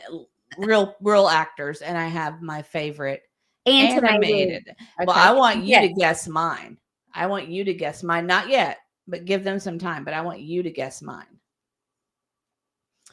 Oh, Funny Farm is such a good movie. I love Funny Farm. I that like squirrel thing when the squirrel's driving the car. It's fantastic. Yeah, but I don't look at that as a Christmas movie, even though it's got Christmas in it. Let's see. Donna says Christmas Vacation, Mr. E, It's a Wonderful Life, Mrs. E, and Auntie Grinch. Actually, I hate the Grinch, so you missed mine. Oh, okay. And Fun to Ski says Mr. E, Home Alone, Mrs. E, Christmas Vacation, and Aunt E, The Holiday. I don't know the holiday. I don't know what the holiday is, so that's definitely not mine. And Hobo Mom just says across the board, It's a Wonderful Life. Let's see. Oh, okay. She said, I'm so sorry, Andy. I had nothing left. Is what Donna said. Dreaming says Mrs. E, It's a Wonderful Life, Mr. E, Christmas Vacation, and Auntie Home Alone.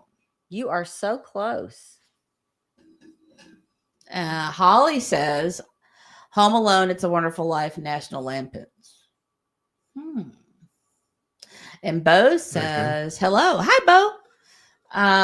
Want to be sleeping something says Looney Tunes, A Christmas Carol. I've heard that version of Christmas Carol is really good. I don't know if I ever saw it, but I've heard it was good. We watched the Muppet one. I love the Muppet one. Oh, it's so good. I didn't even think about that till just this moment. Girl Mom says Mr. E, A Christmas Story, Mrs. E, Miracle on 34th Street, Aunt E, It's a Wonderful Life. Nope. I bet Aunt E doesn't remember my favorite. Let's see. I thought I did. I'm pretty sure I know. What if I come out with like a Hallmark movie?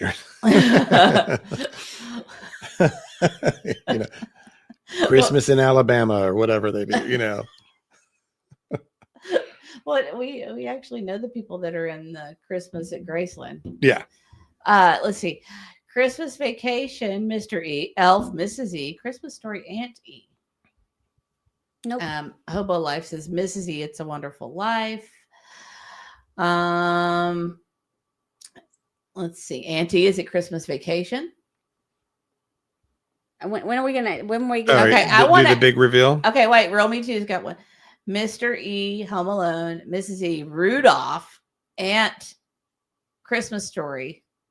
And no, I don't believe I'm right. Okay. Angel Wing says Mr. E, It's a Wonderful Life, Mrs. E, Home Alone, and Aunt E, Christmas Story. I like Christmas Story. I'm going to tell you, she doesn't like Christmas Story. I hate that one. Our dad loved that one. Our dad did. I didn't grow up watching Christmas Story, so it wasn't one that I remember watching it with him. I remember watching it with our dad when it first came out. Yeah. And well, not first came out. We were watching it on probably Betamax. Probably Betamax because he thought Betamax was the future. That still makes me laugh. Yes. I still wish I had a Betamax machine. It's a good quality machine. It just the video was much clearer than the VHS. It's the VHS. You know why the VHS lasted and the beta didn't, right? The rental places? I don't know. No, it's because the VHS tapes held more tape. Oh. And beta didn't, but the beta was a much better quality. And a smaller size. We were at Circuit City or somewhere, and I remember my dad picking them out, and the guy said, "Oh yeah, the Betamax is much better quality." And so our dad's like, more too. It costs way more, and our dad was like, "Well, that's the one I want." And then, of course, like within months, Betamax was almost obsolete. Yeah. And I remember Baby Boom. Oh, Baby Boom was good too. I don't consider that that a Christmas movie. That's what's her name? That's a good movie. That's one I haven't thought about in a long time. But that's I a haven't thought of that one in a long time, but I love that one. Yeah, I loved that some movie more when it came out. Dreaming says Hallmark movie Christmas, Merry Christmas, Ted Cooper was really funny. Can we have a hint? Just say before or after the year 2000. Mine's before. Before. What about you, Auntie? What's yours? Before or after 2000? So Sweet Home Alabama is coming out with a Christmas movie. Oh. Sweet Home Alabama is coming out with a Christmas Dreaming movie. says Mr. E is Lampoon, Aunt E, me, Aunt E Scrooge, A Christmas Story. and I'm Elf. Let's see. Yeah, they used to play Christmas Story all day and all night. Let's see. And then Gina Kane says Aunt E Baby Boom, Mystery Home Alone, Mrs. E Christmas Vacation. I have a top 3, and I can tell you my top 3 whenever. Okay, I want you to guess. Girl Mom says, is it White Christmas? And Whispering Donna says, is it John Denver movie? And everybody's given up. And Ruby renewed her membership. Thank you, Ruby. And Angel Wing says, this is harder than a test in school. And I agree with you. I want to be sleuthing something just once a leg lamp. I think we all did at one point. And we actually have the Christmas Story Village, and we haven't put it out in like 10 years. Like 10 years. We have the whole village. The Department 50. All the hassle. Is it Department 56? I think so, yeah. It's yeah. Oh, one more guess, and then we'll start telling. Oh, Bells of St. Mary Fun to Ski. That's a good one. I forgot about that one. Hobo's mom says Miracle on 34th Street is Mrs. E or Aunt D. Okay. I want Aunt E to guess mine first. I always thought it was It's a Wonderful Life because you named your dog George Bailey.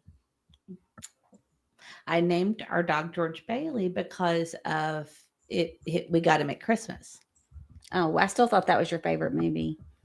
Nope. Well, I mean, it is. Okay. It's hard to pick your favorite. It's either that or White Christmas. No, it's not White Christmas. Oh, I don't know then. I thought it was one of those two. You're wrong. I do love It's a Wonderful Life.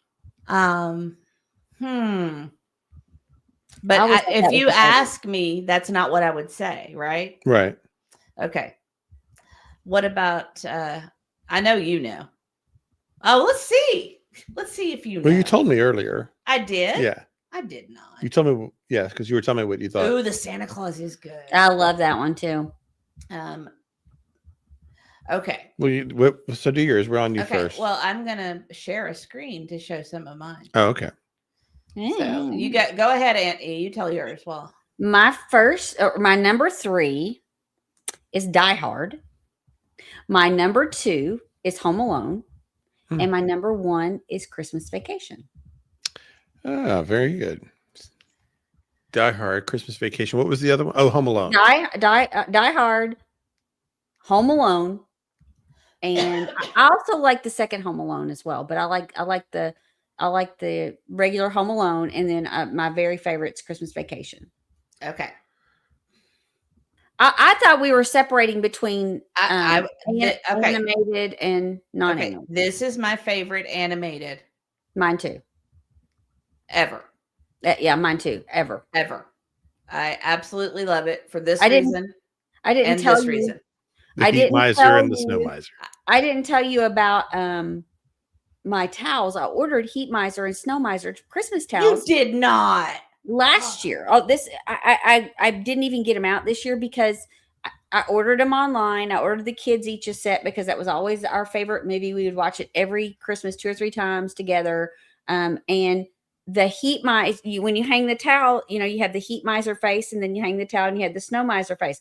Well, of course they were made in some remote country, Istanbul, I don't know. But when you hung one towel, the face hung right. But when you hung the other towel, the face was upside down. And it was like completely different sizes. And I was very destroyed. That was last Christmas. Okay. So that's my favorite animated is A Year Without a Santa Claus. But that is, if people ask me, I usually say Holiday Inn. Even though I don't watch it nearly as often or enjoy it maybe as much as It's a Wonderful Life. And then I also love this one. That's my second favorite animated one. Me too. Yeah. Well, we did watch the same thing. Yeah. So. And I like Charlie Brown Christmas really well too. It's good, but it's not. But it's like it's way down the list. Little Christmas right this very minute. It's not that. Or Heat Miser and Snow Miser. There's nothing better than that one. I just kind of started putting up Christmas movies that I like at this point. And then that's our mom's. Is Miracle on 34th Street. That's Granny's. And There you go. There's Auntie's number 3. And then this is also one of my favorite Christmas movies. I do like that one really well. Okay, what's yours? So I'll do 3, 2, 1. Also, number 3 for me would be the George C. Scott Christmas Scrooge. Carol. That just feels like Christmas to me watching that. The number 2 for me would be Christmas Vacation, and the number 1 is It's a Wonderful Life. I watch it pretty much every year. We love It's a Wonderful Pretty Life. much every year since I was a kid. I can stand it, but I don't love it. But when we were younger, that was your favorite. I think I just got really tired of it. I don't know what it was, but I just lost it. I mean, it's still a great classic movie. It's just not. I just like lighthearted stuff, and it's kind of dark at times. Well, then you're going to appreciate this, Auntie, because this is how I feel about Die Hard. Now, please listen very carefully. Die Hard is not a Christmas movie. That's funny. So that's been a debate for a few years. Is Die Hard a Christmas movie? Right? It's been a debate in our house. It is. I've got a new debate for you people, though. Okay. Okay. So many of you have wondered, is Die Hard a Christmas movie or not? What about Rambo First Blood? Oh, here we go. You already talked about this. No, not I even gotta go close. See the Christmas tree in the background, the little snowman. That's the only time you see Christmas tree. This is clearly at Christmas time. So this is Rambo, also I disagree. a Christmas movie. No. No, everybody's saying no. No. No. Well, there's your new debate for the holidays. No. It's not. See, They're look, all wearing everybody in green. chat is. I'm is just a big about Die it. Hard movie fan. I love the movie Die Hard, and I kind of always grouped it as a kind of a Christmas movie because Well, it's let about me- going to a Christmas party. Let me tell you something. Now, please listen very carefully. Die Hard is not a Christmas movie. Sorry. That's funny. Yeah, that's true, Sharon. Oh, Texas Plain Jane, Little Drummer Boy is good too. Did you see what Sharon said? The town What? in Rambo was covered in Christmas lights. I never really thought about that. Which town? In Rambo, the town that has Christmas lights up. Yeah. I don't think I've ever Yeah. watched it. Rambo? The original. I think when we had it on, I would leave. No, I've seen it. It's very different than the rest of them. The first one's actually a great movie. It's a great movie. The rest of them Yeah. I don't like. The rest of them are just action movies, but the first one's really good. And Angel Wing says no. I do enjoy Christmas Story. I just can't watch it because, like Aunt E said, it would be on all 24/7. And we were joking how we miss live TV during the holidays because let me see if you remember, what did they always play on Christmas Day besides Christmas movies? There was a general movie that they played On Christmas Day. It seems like Scrooge was on the original. No, not Christmas. It wasn't a Christmas movie. On Christmas Day, they played a movie that wasn't a Christmas movie. Yeah. Purple Rain. No. Yeah, right. That's what You I wish. watched for You Christmas. wish. That one year I got the Betamax. You did, and we had to watch it that instant. And I had to watch it that day, that minute. Mhm. I was young, and I saw a lot of things in that movie I had never seen before. I don't remember what movie you were talking about that they showed that wasn't. Mr. E can tell you. Was it Star Wars? Probably. Yeah. Yeah. I was gonna say it was like a science fiction, but I couldn't think what it was. It was Star Wars. Star Wars. I That is remember. weird. I do remember that. Yeah. Because we would watch it. Yeah. That's a great movie. Yeah. My dad Okay. took me to see Star Wars when it came out at the movies, and it came out Thanksgiving weekend. And we went to the movies, and they oversold it, and I had to sit on the floor at the Alice Palace. Remember Do you that? not remember where I sat? No. On Dad's lap because they didn't have enough seats. No, he did. He stood in the back. He stood. Well, he took He me may have and I had to given you- sit on his lap. Well, he probably gave you the seat and stood up after that. But I was on the floor in the front, and where all the food and junk rolls down because it was We like were this. because we had to look at the screen. Yeah, we It were was- like this. Yeah.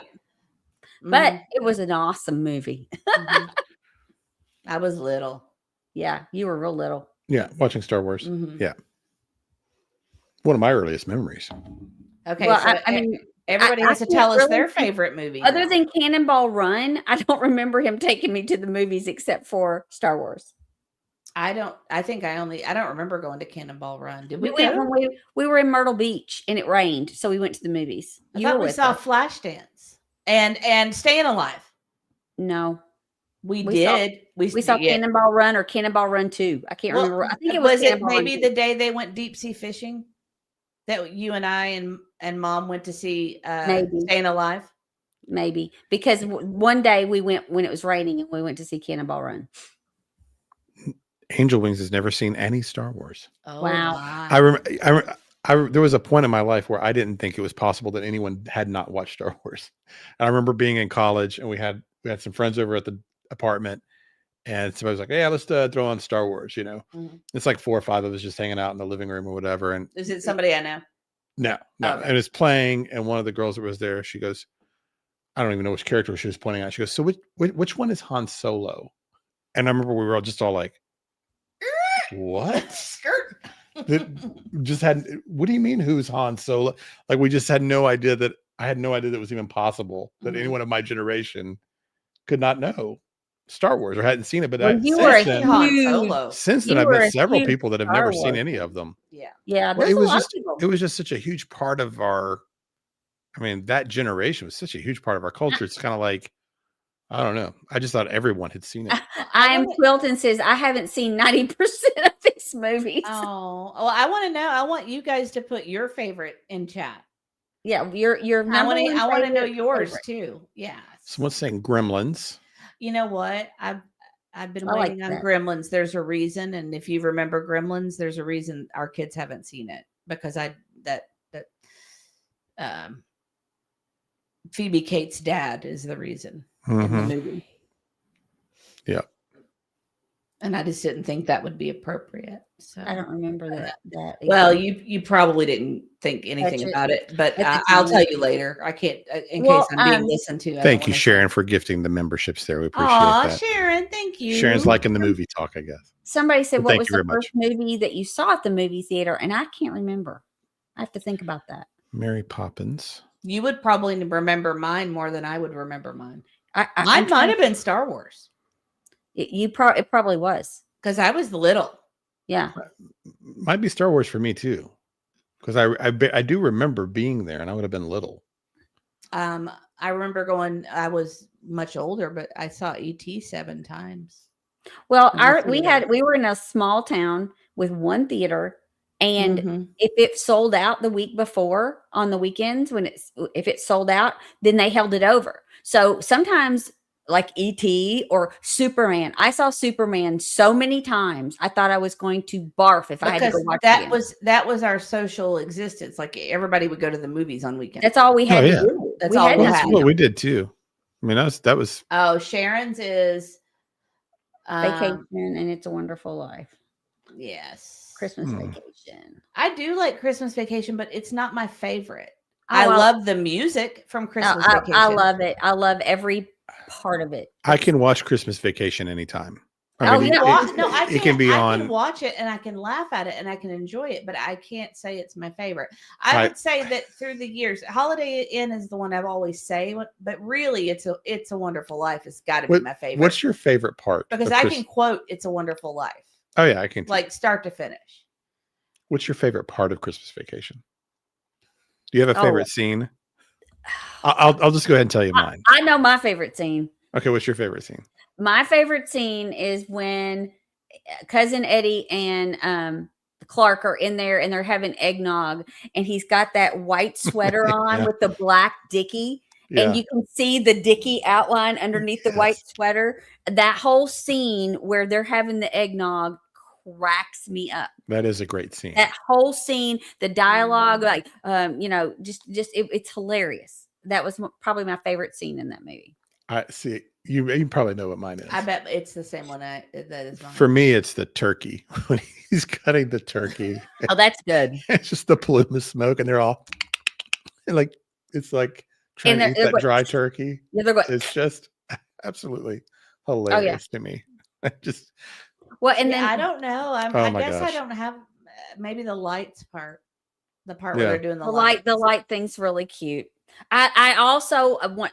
I also love when he gets stuck in the attic and he's watching the old movies, and then they open the Oh, door. that part is That's funny. That's pretty Yes. good. Then they That's open like, the door. you know, do The you remember- squirrel. It Yeah, always the makes squirrel's me good think of the too. money pit when he gets stuck in the floor.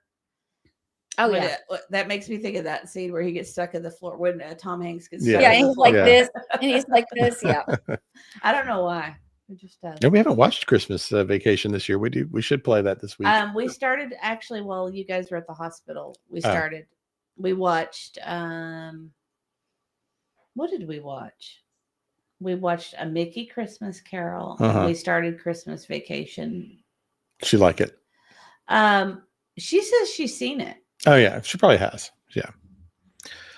but I okay, can't wait. remember Let's see my what favorite. everybody's favorites are real quick before we get back to work. Squirrel in the tree. That part's good. Yeah. I also Yeah, that part is like. really fun. Oh, I favorite also- Christmas movie, Texas Plain Jane. But if you want to throw your favorite movie out there too, that's The fine. Grinch and We've been Elf. kind of just throwing it all over the place here. Oh yeah, snot under the table is a hoot. The dog barfing up. Oh no, he's just yakking on a bone. See, the George C. Scott Christmas Carol is so good, but I love Scrooged. I really love I Scrooged. Yeah, like Scrooged. I do too, but I like the original. I know, I do. and I also really like the Muppet one. The Muppet Christmas Carol is so good. Yeah, It's I'm Yeah. not good. talking to you. That's great too. When he's got the chainsaw and he said and he's cutting down the new tree to take in the house because the other one caught on fire, and he said, "I'll tell you what you can do with the tree" or something like that, and he said, "That's you've got a lot of nerve, Griswold," and he said, "I'm not talking to you." Oh, the sap part is pretty funny too. Where they've got the That- sap that- all over their hands. Oh, yeah. The ants singing when the national anthem, that yell, that part's Oh. really good. And Hobo Mom loves The Little Mermaid. Me too. Jenny Machete says Goodfellas is her favorite movie and likes Bad Santa. I've never seen Bad Santa. I don't think I have either. Yeah. I haven't seen that. Bo likes Christmas with the Cranks, Christmas Vacation. Oh, we just watched that the other day, and I really do love that one. Fun to Ski says White Christmas, The Holiday, and Christmas Vacation. Yeah. Oh, okay. Teresa says Dwayne Johnson. Yeah, somebody else mentioned that movie I too. I actually don't know have that heard one. about that. I love the Santa Claus too with Tim Allen. That's a really good one. Oh, you know what? That's underrated. That's a good one. That's really, really good. That I do Christmas like Those that are one. good. Christmas with the Cranks is really good. I And haven't the seen thing- that one. It's great. It's Tim Allen and Jamie Lee Curtis. And Paige Turner says The Grinch and Elf. Elf is very good too. Yeah, it's excellent. See, that's But I the wouldn't thing think about it. Yeah. And I hate Elf. All Ugh. Donna says all Hallmark movies and Rudolph and Scrooge. And let's see. She wrapped up the cat. Yep, she wrapped up her cat. Oh, Rosebud says she loves it when the mom acts like she's eating the turkey and tosses it behind her with the fork. Yeah, she's eating with a fork and then tosses it. Yeah. The blessing. I've seen that movie so many times. I'll know every line. Ruby says It's a Wonderful Life. GTO guy, I'm not going to say that quote, but that's funny. 'Tis the season to be merry. That's my name. Yeah, it is funny. It's just, do you consider Chitty Chitty Bang Bang? Oh, I used to love. Well, people are also just doing favorite movies. Yes. Is Chitty? I don't remember that. No. Chitty Bang Bang, Chitty Chitty Bang Bang. I know the song, but I don't remember. I don't. anything Is it, about it. It's not Christmas, is it? Well, people have also been mixing in their favorite movies in general. And Jenny already said that one here. And Scrooge is Yeah. really good. The red one. You guys need to watch Christmas with the Cranks. You would love it. Okay. Dan Mary Aykroyd is in it. He's Poppins. great. Tim Allen, Jamie Lee Curtis. It's got some Bad great actors in Santa. it. Okay. Joanne says Home Alone, Christmas with the Cranks, The Family Man. Yes, that's a good one. You know what one I like to watch if Why I is want the to carpet cry? all wet, Todd? I don't know, Margot. If I want to cry, I'll watch The Family Stone. That one makes me cry badly. Why would you want to watch something that makes you cry? I don't know. Well, so Sometimes I just do. Terrace M3013 said Santa Claus is coming to town, and then they corrected Claus. At first, I was thinking, okay, is this like a Jean-Claude Van Damme, like some kind of like action movie I don't know about? You know what? Santa Claus is Coming to Town is a very, very good claymation. Yes, it is. It's probably I actually like it better than Rudolph. It's I probably like my it better. second claymation. I like it better than Rudolph too in that respect. Rudolph, I like it. I like the music in Rudolph, but my favorite's Year Without a Santa Claus by far. Year Without a Santa Claus was just my absolute favorite. Girl Mom says The Bishop's Wife. Let's see. Yeah, Dreaming of Blue Skies. Never say honey baked ham again. That's from Christmas and Christmas with the Cranks. Did nobody else watch Year Without a Santa Claus? Or are we just like foreign? That was like the best. There was a very long time that you could not find that movie because I remember we had it on VHS and then our VHS tore up and it took me forever to find it. And it was before Amazon was hot and you could get everything from Amazon. Right. But we finally found another copy of it one year at Christmas and my kids love that one. That's one of their favorite. Yeah, The Family Stone makes me cry, but I don't like. I know what's going to happen, and I still cry, so I don't watch it. Yeah, but I almost did. I don't think I've seen that one. You would be. I'd hate it. No, you would be so mad at me for watching it. Making me watch it. No, you'd be mad at me for watching Because it would make you so It sad. would make me so sad, and It's like, why are you doing this to it yourself? would depress me. Right. Yeah, I'm like, why do that? Right. It's not worth it. Why It would you do put that to me yourself? into a depression, and Yeah. he would be like, "Why are you doing that?" to yourself?" Deanna likes The Year Without a Santa Claus. Well, that's just like I love Beaches. I love Terms of Endearment. I love those movies. I love them. I don't. I know you don't. One of the few movies that I really like that is sad, and this is probably one of the only ones, is Steel Magnolias. Well, because I love that movie because of the resilience, and I like that. I gotta tell you, I'm not watching The Family Stone. No, you're not going to. Not judging by these comments. Everybody's like, yeah, I don't need that. Sammy says, Sammy G says, Christmas in Connecticut. I haven't watched that one. There's so many Hallmark Christmas movies, and there's so many bad Hallmark Christmas movies. Ugh. Want to be sleuthing something you were named after Steel Magnolias? Was your name Shelby? Shelby. I love Dolly Parton in that one. Yeah, I remember this movie. Prancer actually was a pretty good movie. Prancer is really good. Yeah, that was Has good. Little E seen that one? She would like that Yeah, one. she would like that. Oh, Rosebud. I know what that's, that's from Terms of Endearment. Rosebud, that I had a few of those moments the last time we were in the hospital. I had a few of those, like that's one movie. Why do that to yourself? Oh, I love The Notebook too. Now that I love that. I mean, I love that movie. I don't like sad movies. But when we did that on Valentine's Day one year, because you all were like, you said, what movie do you want to watch? I said, I want to watch The Notebook, and you made fun of me for it. I did? Yeah. Why? Because you were like, yeah, you want to watch Ryan Gosling. Yeah. On Valentine's Day we're gonna watch Ryan Gosling on Valentine's Day to make your mom happy or something. Oh, I said that to the kids. Yeah. Right. Steel Magnolias is one of the few movies that has sentiment in it that I will actually watch. That's true. That's so true. She won't watch sentimental movies at all. Nope. I do love all the Twilight movies. It's because you read the books. Yeah, I read all the books first. But they're not sentimental. No, they're not sentimental. I just like, I mean, I just like them. Okay. We're going to get back to work now. I'm just curious. Sentimental movies, is that on the psychopath checklist here. Nope. No, it's not on the. I'm telling you. Oh, Beaches. Yep, that's another one. I loved Beaches. I loved it.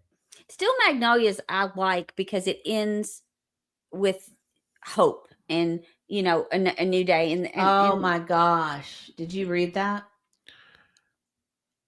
Wannabe Sleuth and Something says, my mama had the same health issues as Shelby from the movie and was urged to terminate her pregnancy with me, but she didn't. The movie hit close to home with her. Wow. Oh, I'm sure. I have a daughter with type 1 diabetes Wow. too. So I know I know that, you know, what that's like. Now that is my favorite Christmas short. It's not a book. It's a short story. I remember reading it. Didn't they make a movie from that? Yeah. I don't know that one. They Yeah, did. the best Christmas pageant ever. Yes, the best Christmas Here, I'm movie gonna mute it I've for a ever second and seen tell you is something. newer.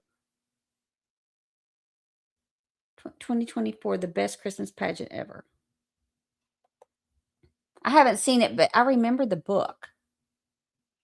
Texas Plunge. I don't know why I like the Twilight movies. I just do.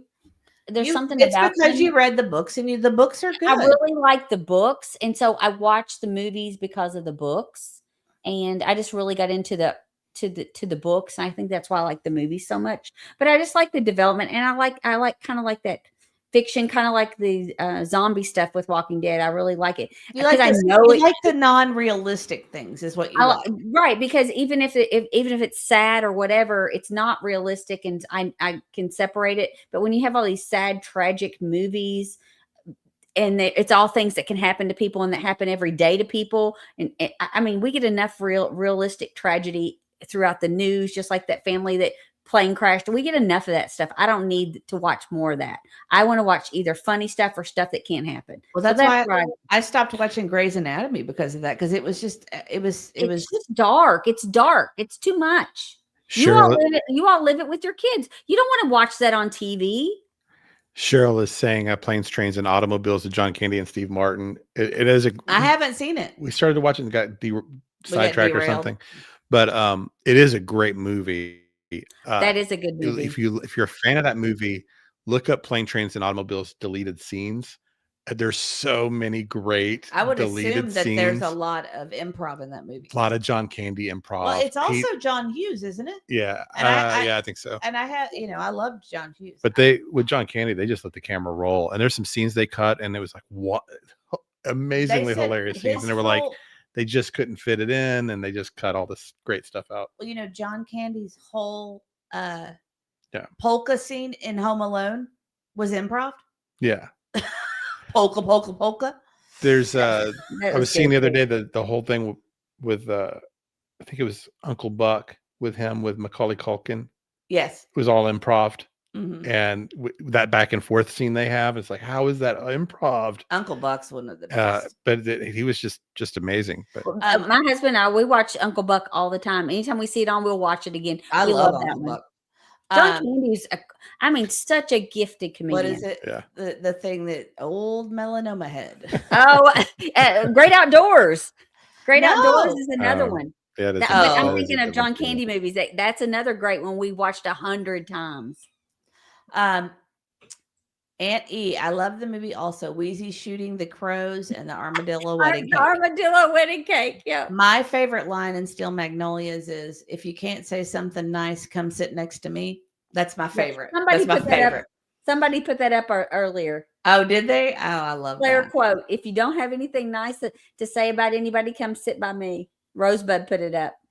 Yeah, that's like that's one of my favorite quotes of all time in a movie. Like, not all, I have a list of favorite quotes, and that's one on my list of favorite quotes. I remember Hope Floats. Wasn't that Sandra Bullock? Hope Floats. Yeah, that's not a bad one.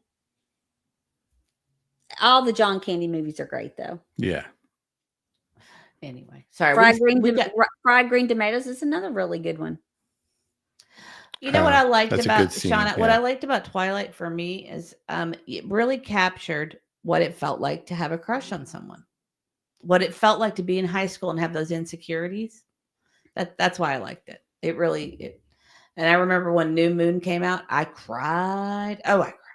Oh, I loved all those movies because I love that they tried to make it very realistic, even though it was totally couldn't happen. I thought the way they put it into a realistic setting was really good. I like that part about it. And I just love where they took it, like that you got to see from beginning to end of that. Oh, fried green tomatoes. We've been to where they filmed fried green tomatoes. Yep. They also same place they filmed Walking Dead. Yep, that's the same place. They filmed The Walking Dead. They filmed fried green tomatoes. Oh, Driving Miss Daisy. I'm definitely Team Edward. I have a Team Edward. We bought shirts that said Team Edward. Yeah, we would go did. Every time the movies were released. We would go to the IMAX in Louisville. My daughter and my best friend and her daughter. I went with a group of a bunch of middle-aged women, and we all had our Team Edward, Team Jacob shirts on. Who was?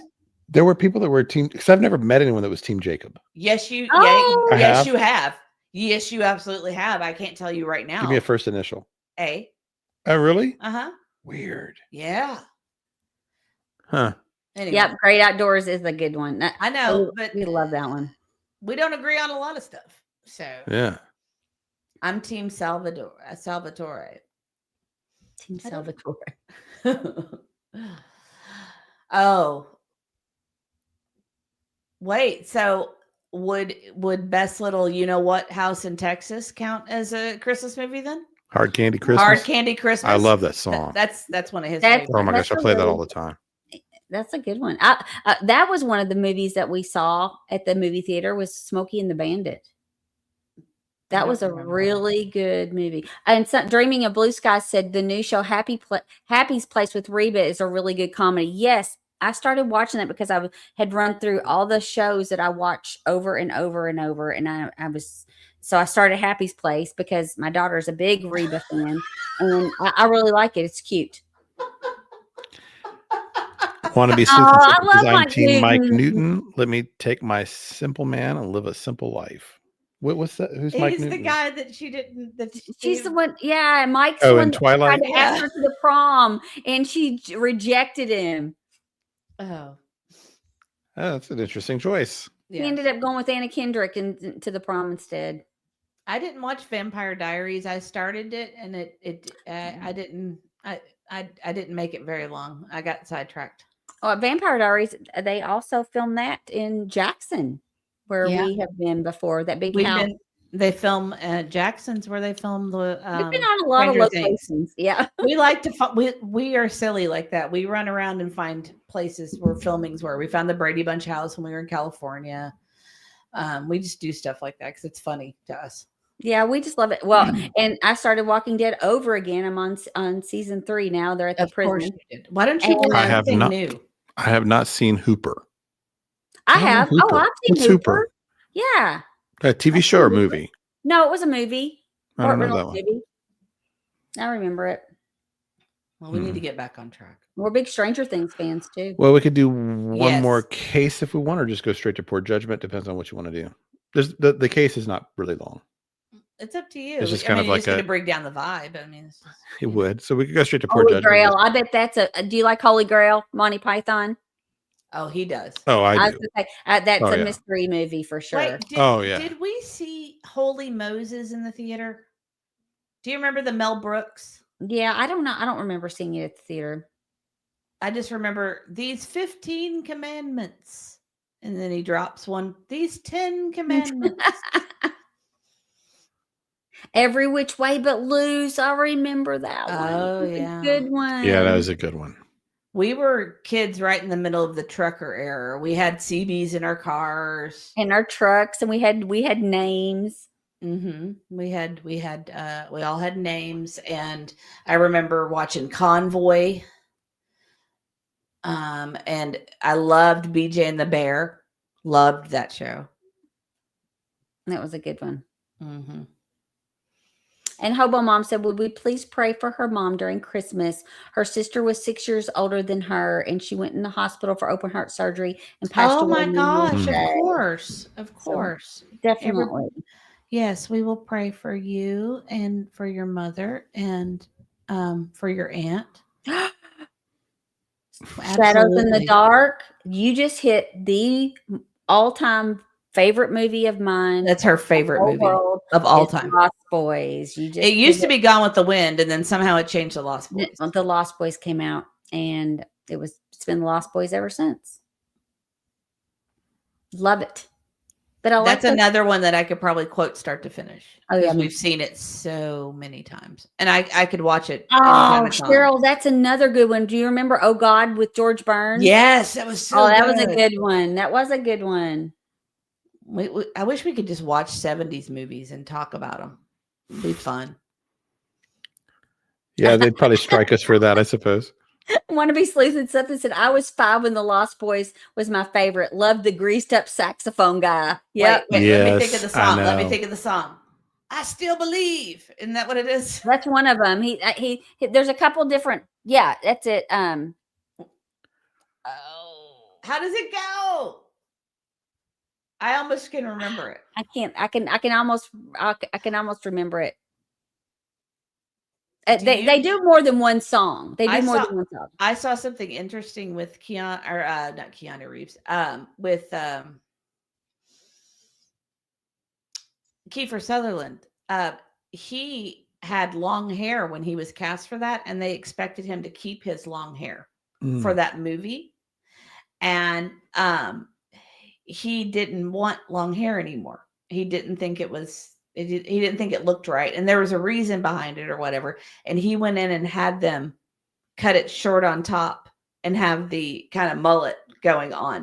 That was a choice, and the director was not happy about that. Wow! But it became this iconic haircut that people got. Yeah.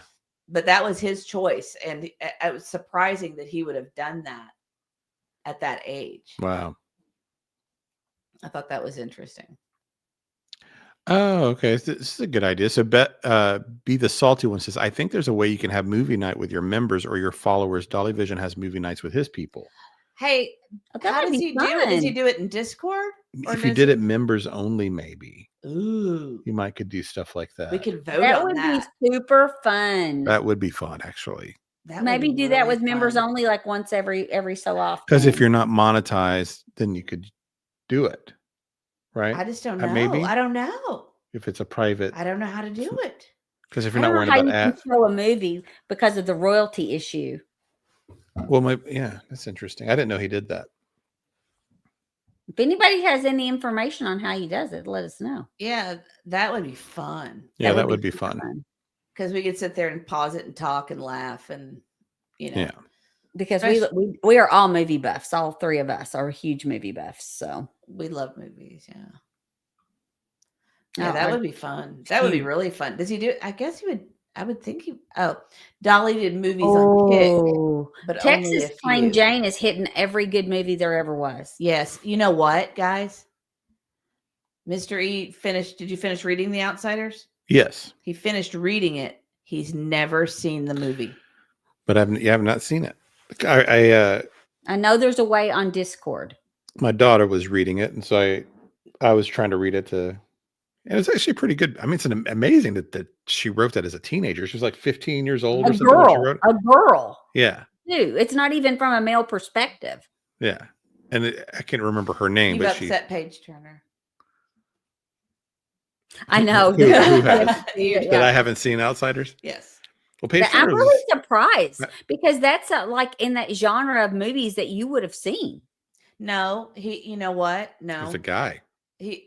No. But it's a guy movie. No. It's a lot of. His dad was real into cowboys and stuff. So if those are not movies, they would have been written for them to watch. You know? That's a bunch of pretty boys.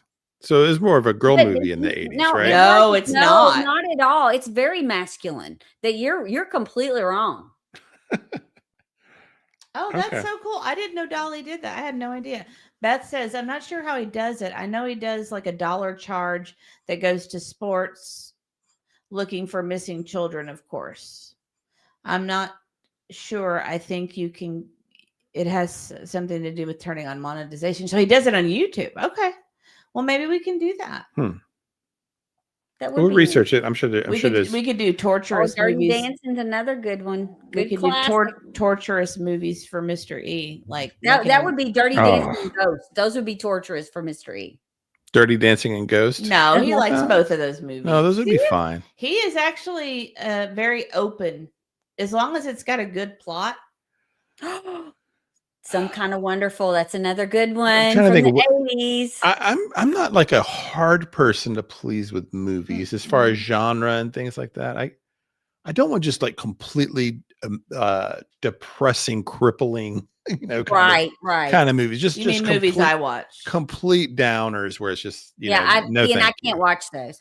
Can't Buy Me Love. That's another good one. Oh, Can't Buy Me Love is one of my favorites. But outside of that, I can watch anything. Say anything. You're gonna appreciate this.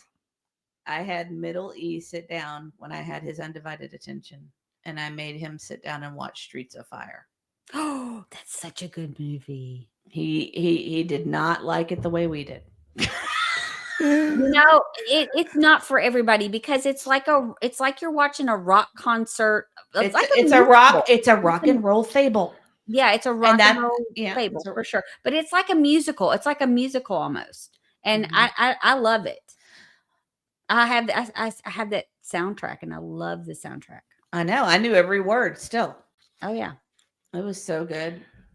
Yeah, see, that was another movie I didn't see back in the day, and to me, it doesn't have the nostalgia, so that didn't hold up. Do you know what movie I would like to sit down and watch again? And people may or may not agree with me. I want to watch Eddie and the Cruisers again. I loved Eddie and the Cruisers. I wasn't a big Eddie. I liked it okay, but it was not one that stands out. Annie was really good. That was a really good when they made the movie version of Annie. It was good. The one from the 80s, right? Yeah. That one? Yeah. Yeah. That's the thing is our kids have grown up with 80s movies. Yeah, for sure. Like, John Hughes. My kids knew all the 80s music. I mean, like that's all I played in the car. So they thought that was like what was on the radio.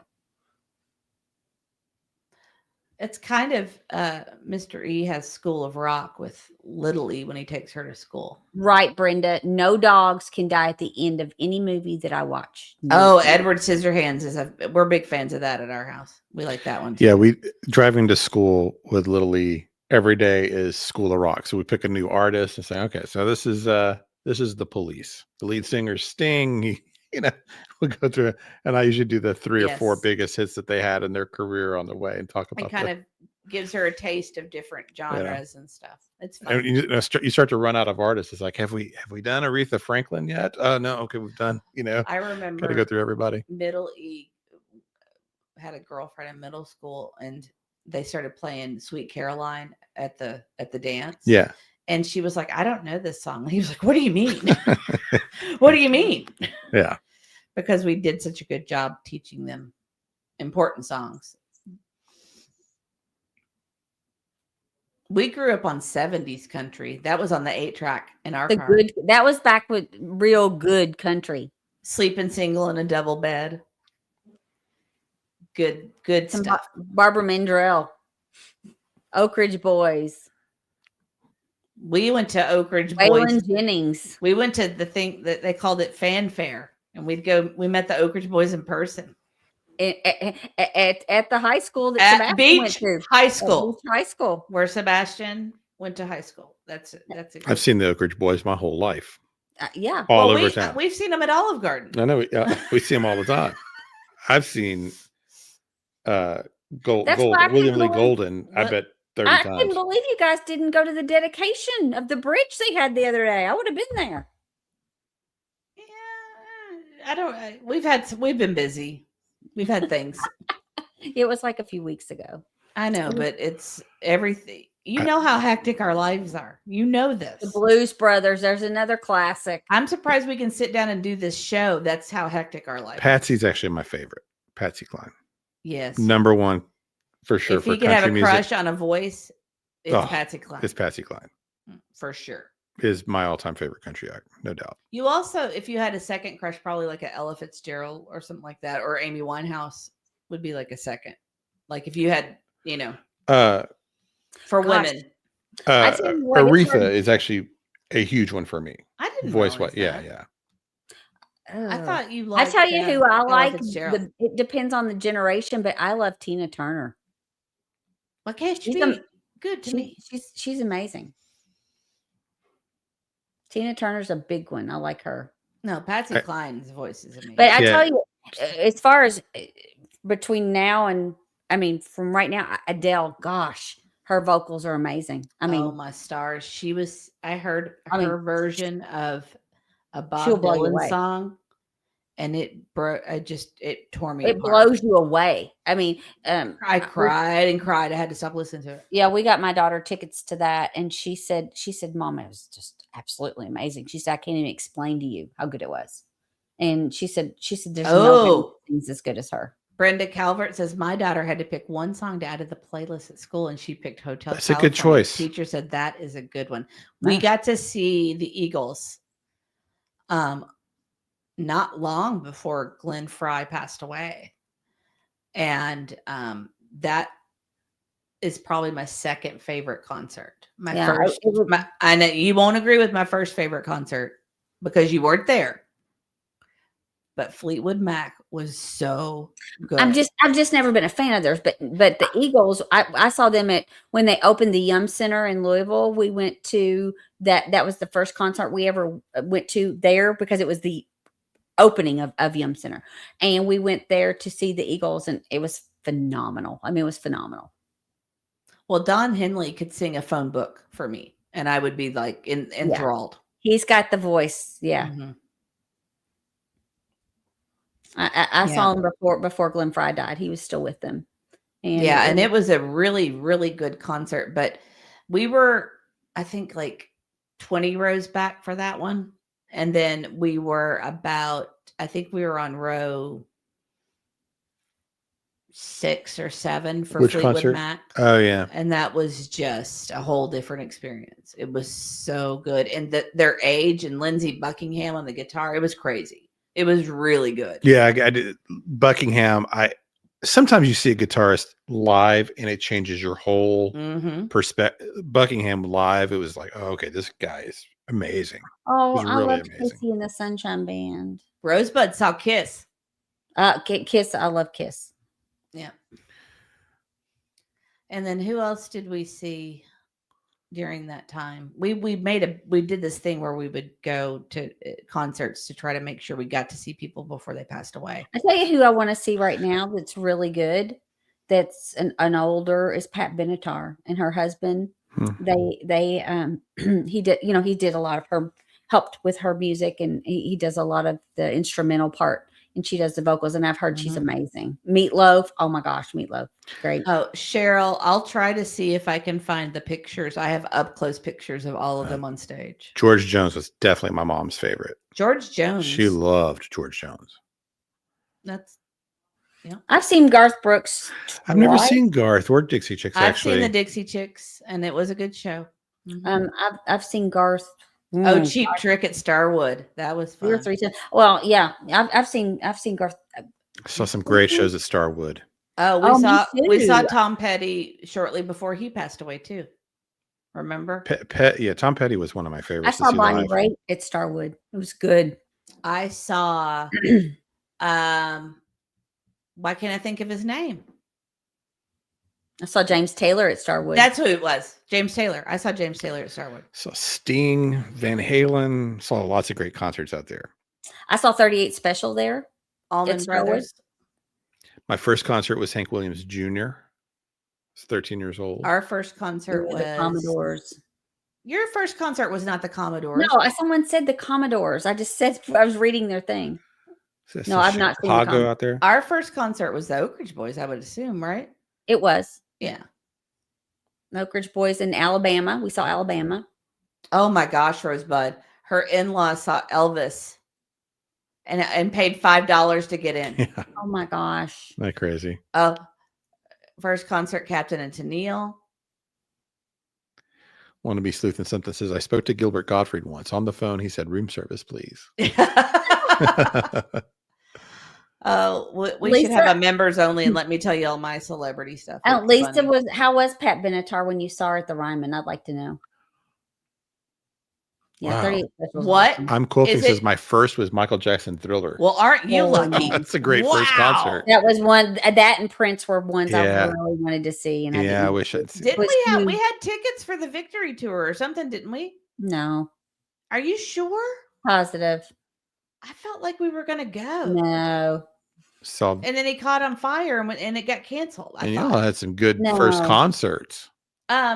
Dreaming says I want to see Journey. They are doing a tour right now, but are they doing it it's with it- fake Steve it's Perry fake or Steve real Perry. Steve Perry? Steve Perry won't come back to Journey. He's made that comment several times. I have seen Journey with fake Steve Perry. They were awesome. They were completely awesome. I don't. Yeah, she tried to play fake Steve Perry for me, and she's like, "Can you can't tell who it is?" I'm like, "I can tell. I can tell.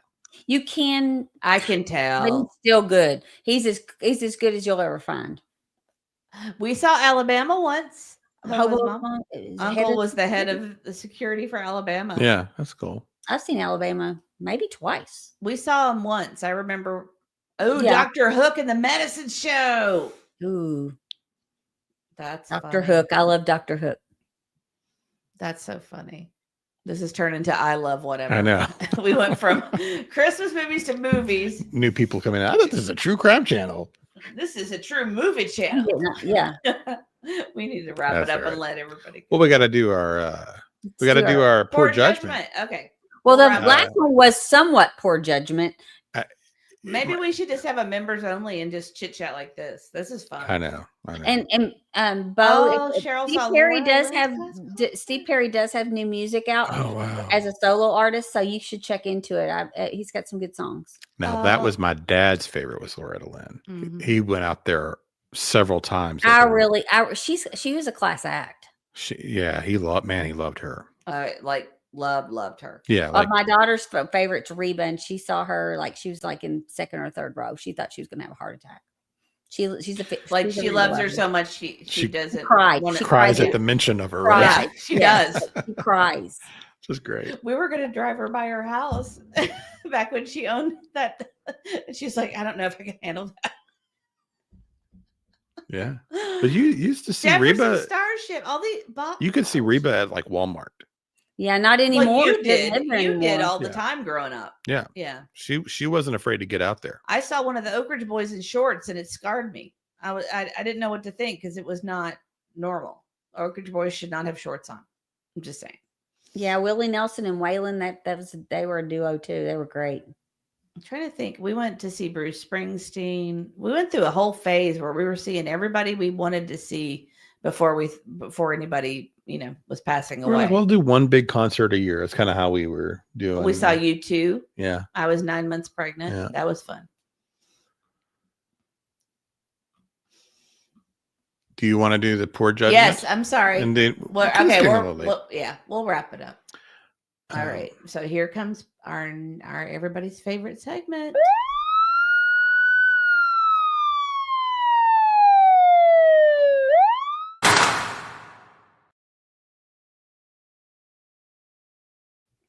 All right.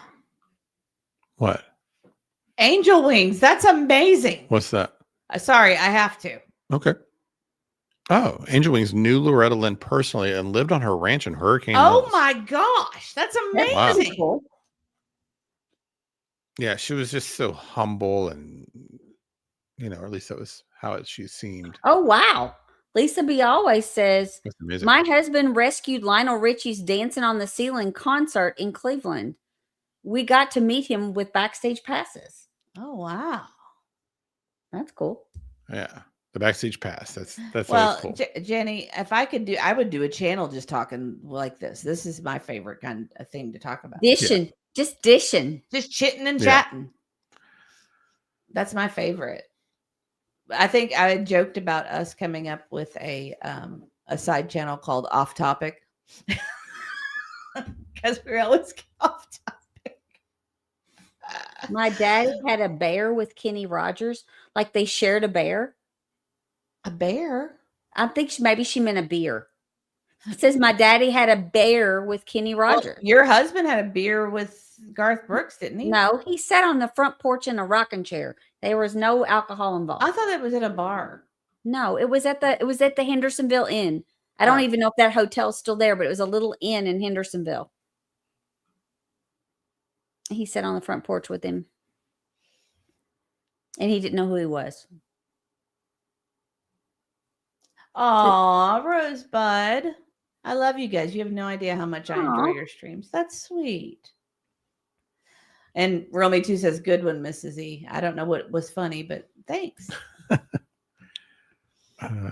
This went away. See, it's just This fun guy to get looks- to know people. This guy looks like he's got a story. This was sent in. I want to give credit. Let me. I have to remember how to log into my email. I want to give credit to the person. I think it was Brenda that sent it in. Actually, let me just double check though. Yeah, people have been sending a few of these as suggestions, and this is pretty funny. So this is on December 3rd, 2025. Monroe County deputies responded to a Woodsfield bank after an unknown substance was sent through the drive-through air tube. Deputies recovered a baggie containing a crystal-like substance consistent with crystal. The investigation revealed the substance was unknowingly sent through the air tube by Jason G. Smith, 46th of Woodsfield, during a banking transaction. So they recovered the baggie containing the substance, and he was located in Wayne Township by officers with the Ohio Department of Natural Resources. Deputies say additional suspected drugs and drug-related items were recovered from Smith's truck. He was arrested and taken to the Monroe County Jail. This was from Shadows in the Dark. And thank you, Shadows in the Dark. And he apparently did this by accident. This was not intentional. How do you accidentally send drugs through to the bank? Well, maybe he just thought he'd keep it safe. You know, this would be a safe place to store these. I don't know. I don't know. What? That's just funny. Oh, illegal drugs. So this is a quote from the Monroe County Sheriff, Derek Norman. Illegal drugs don't belong in bank drive-thrus. They belong in other places, just not in the bank drive-thrus. The comments are so funny. Lisa, was it a deposit? Right. Definitely not a withdrawal.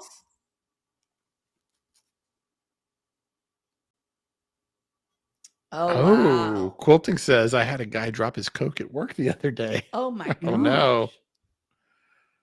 Oh my I'm sure goodness. she's not talking about Coca-Cola. Yes. I did this quote. My favorite part is actually the quote from the sheriff. Illegal drugs don't belong in bank drive-thrus. As if there's a place they do belong. And then he says, but they can be turned in at the sheriff's office. Yeah, Okay. somebody said, Romy too said non-refundable. The department says they would much rather safely take drugs off the street than see another unexpected deposit. What? What is that? It's just, I don't know if they're being funny or what. That's just such a strange thing to making say. Weird puns. I right? don't know. Oh man.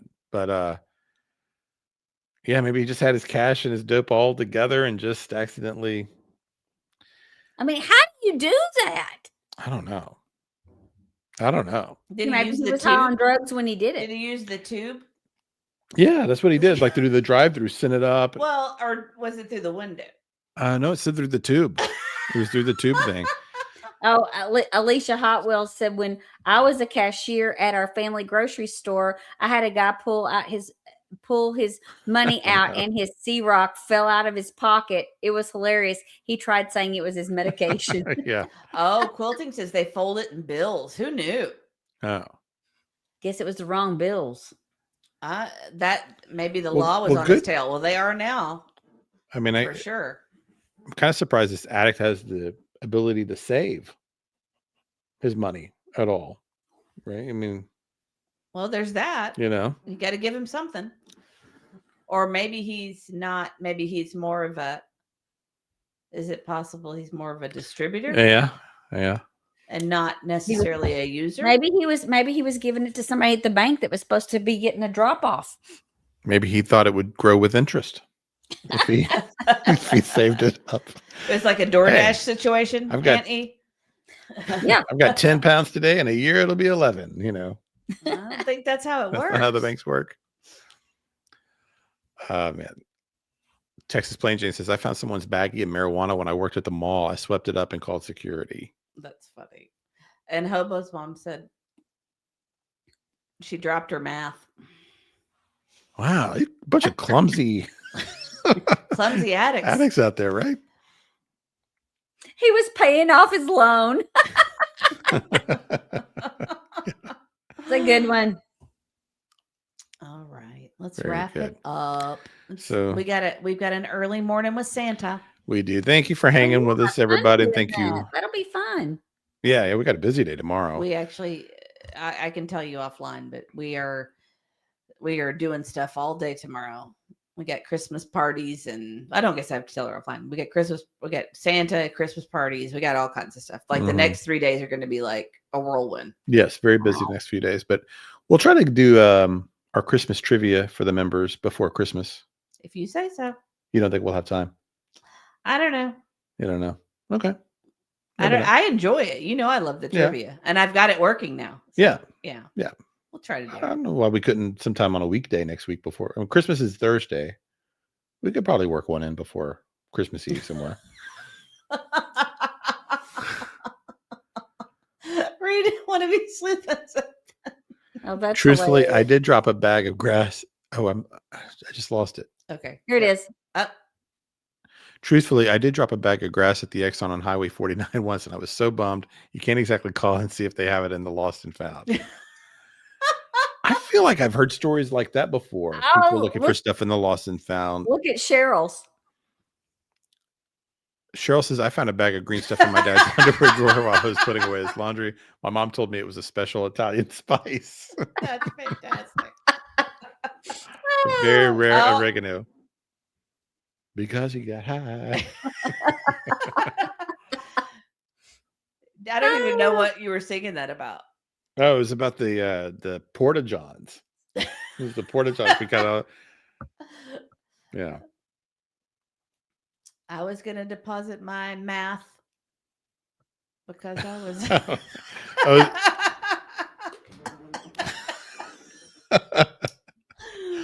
You got to use it. Use the song every time we do one of these now. Yeah. Oh, that's funny. It is funny. The stream is gone for me for some reason. Like We kicked you out. I don't know what I did. I did something. I made it disappear. So I can't see the comments anymore. But yeah, but we appreciate everybody being here tonight. We will Thank you, Shadows in the Dark. we do know there's a lot of cases with developments and stuff going on. Those will do deeper dives on at some We point. were just doing this for fun and we wanted to update you guys about Middle E and just kind of relax and blow off some steam and not think about all that for a little bit. Yeah. So. It's fun to talk about the movie stuff for sure. Yes. But I don't know when we'll be back. Maybe we'll do the movie. Lisa, you're not the only one. I promise you. Are you the only one that never did Mary J? You're not the only one.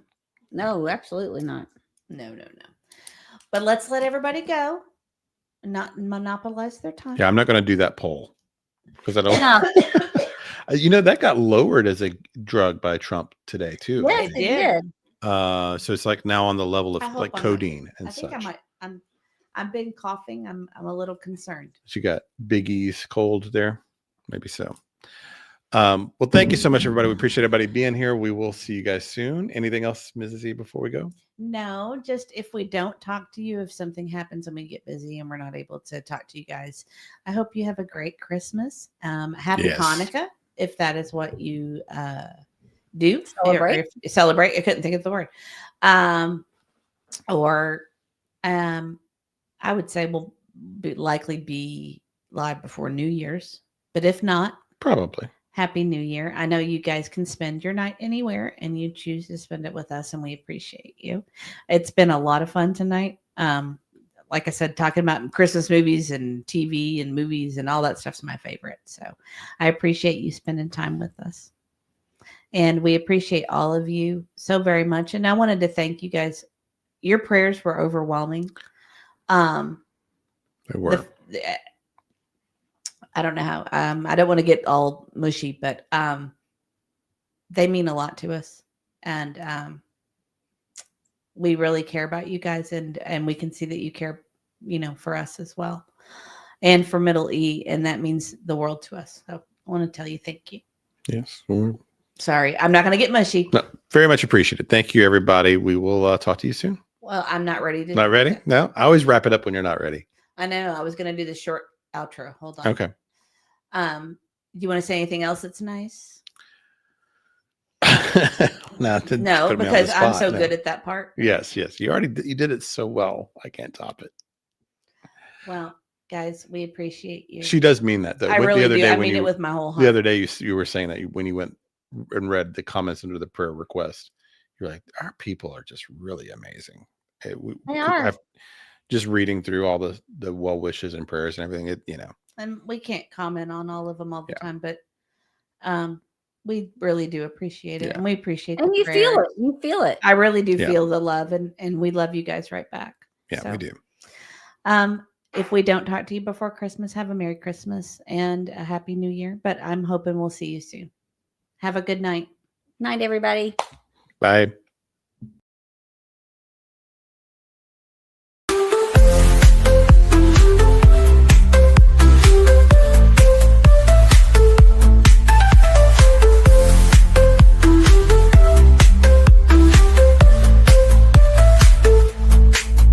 Eloquent, intelligent, keeping the missing relevant with Mr. E, Mrs. E. Let's not forget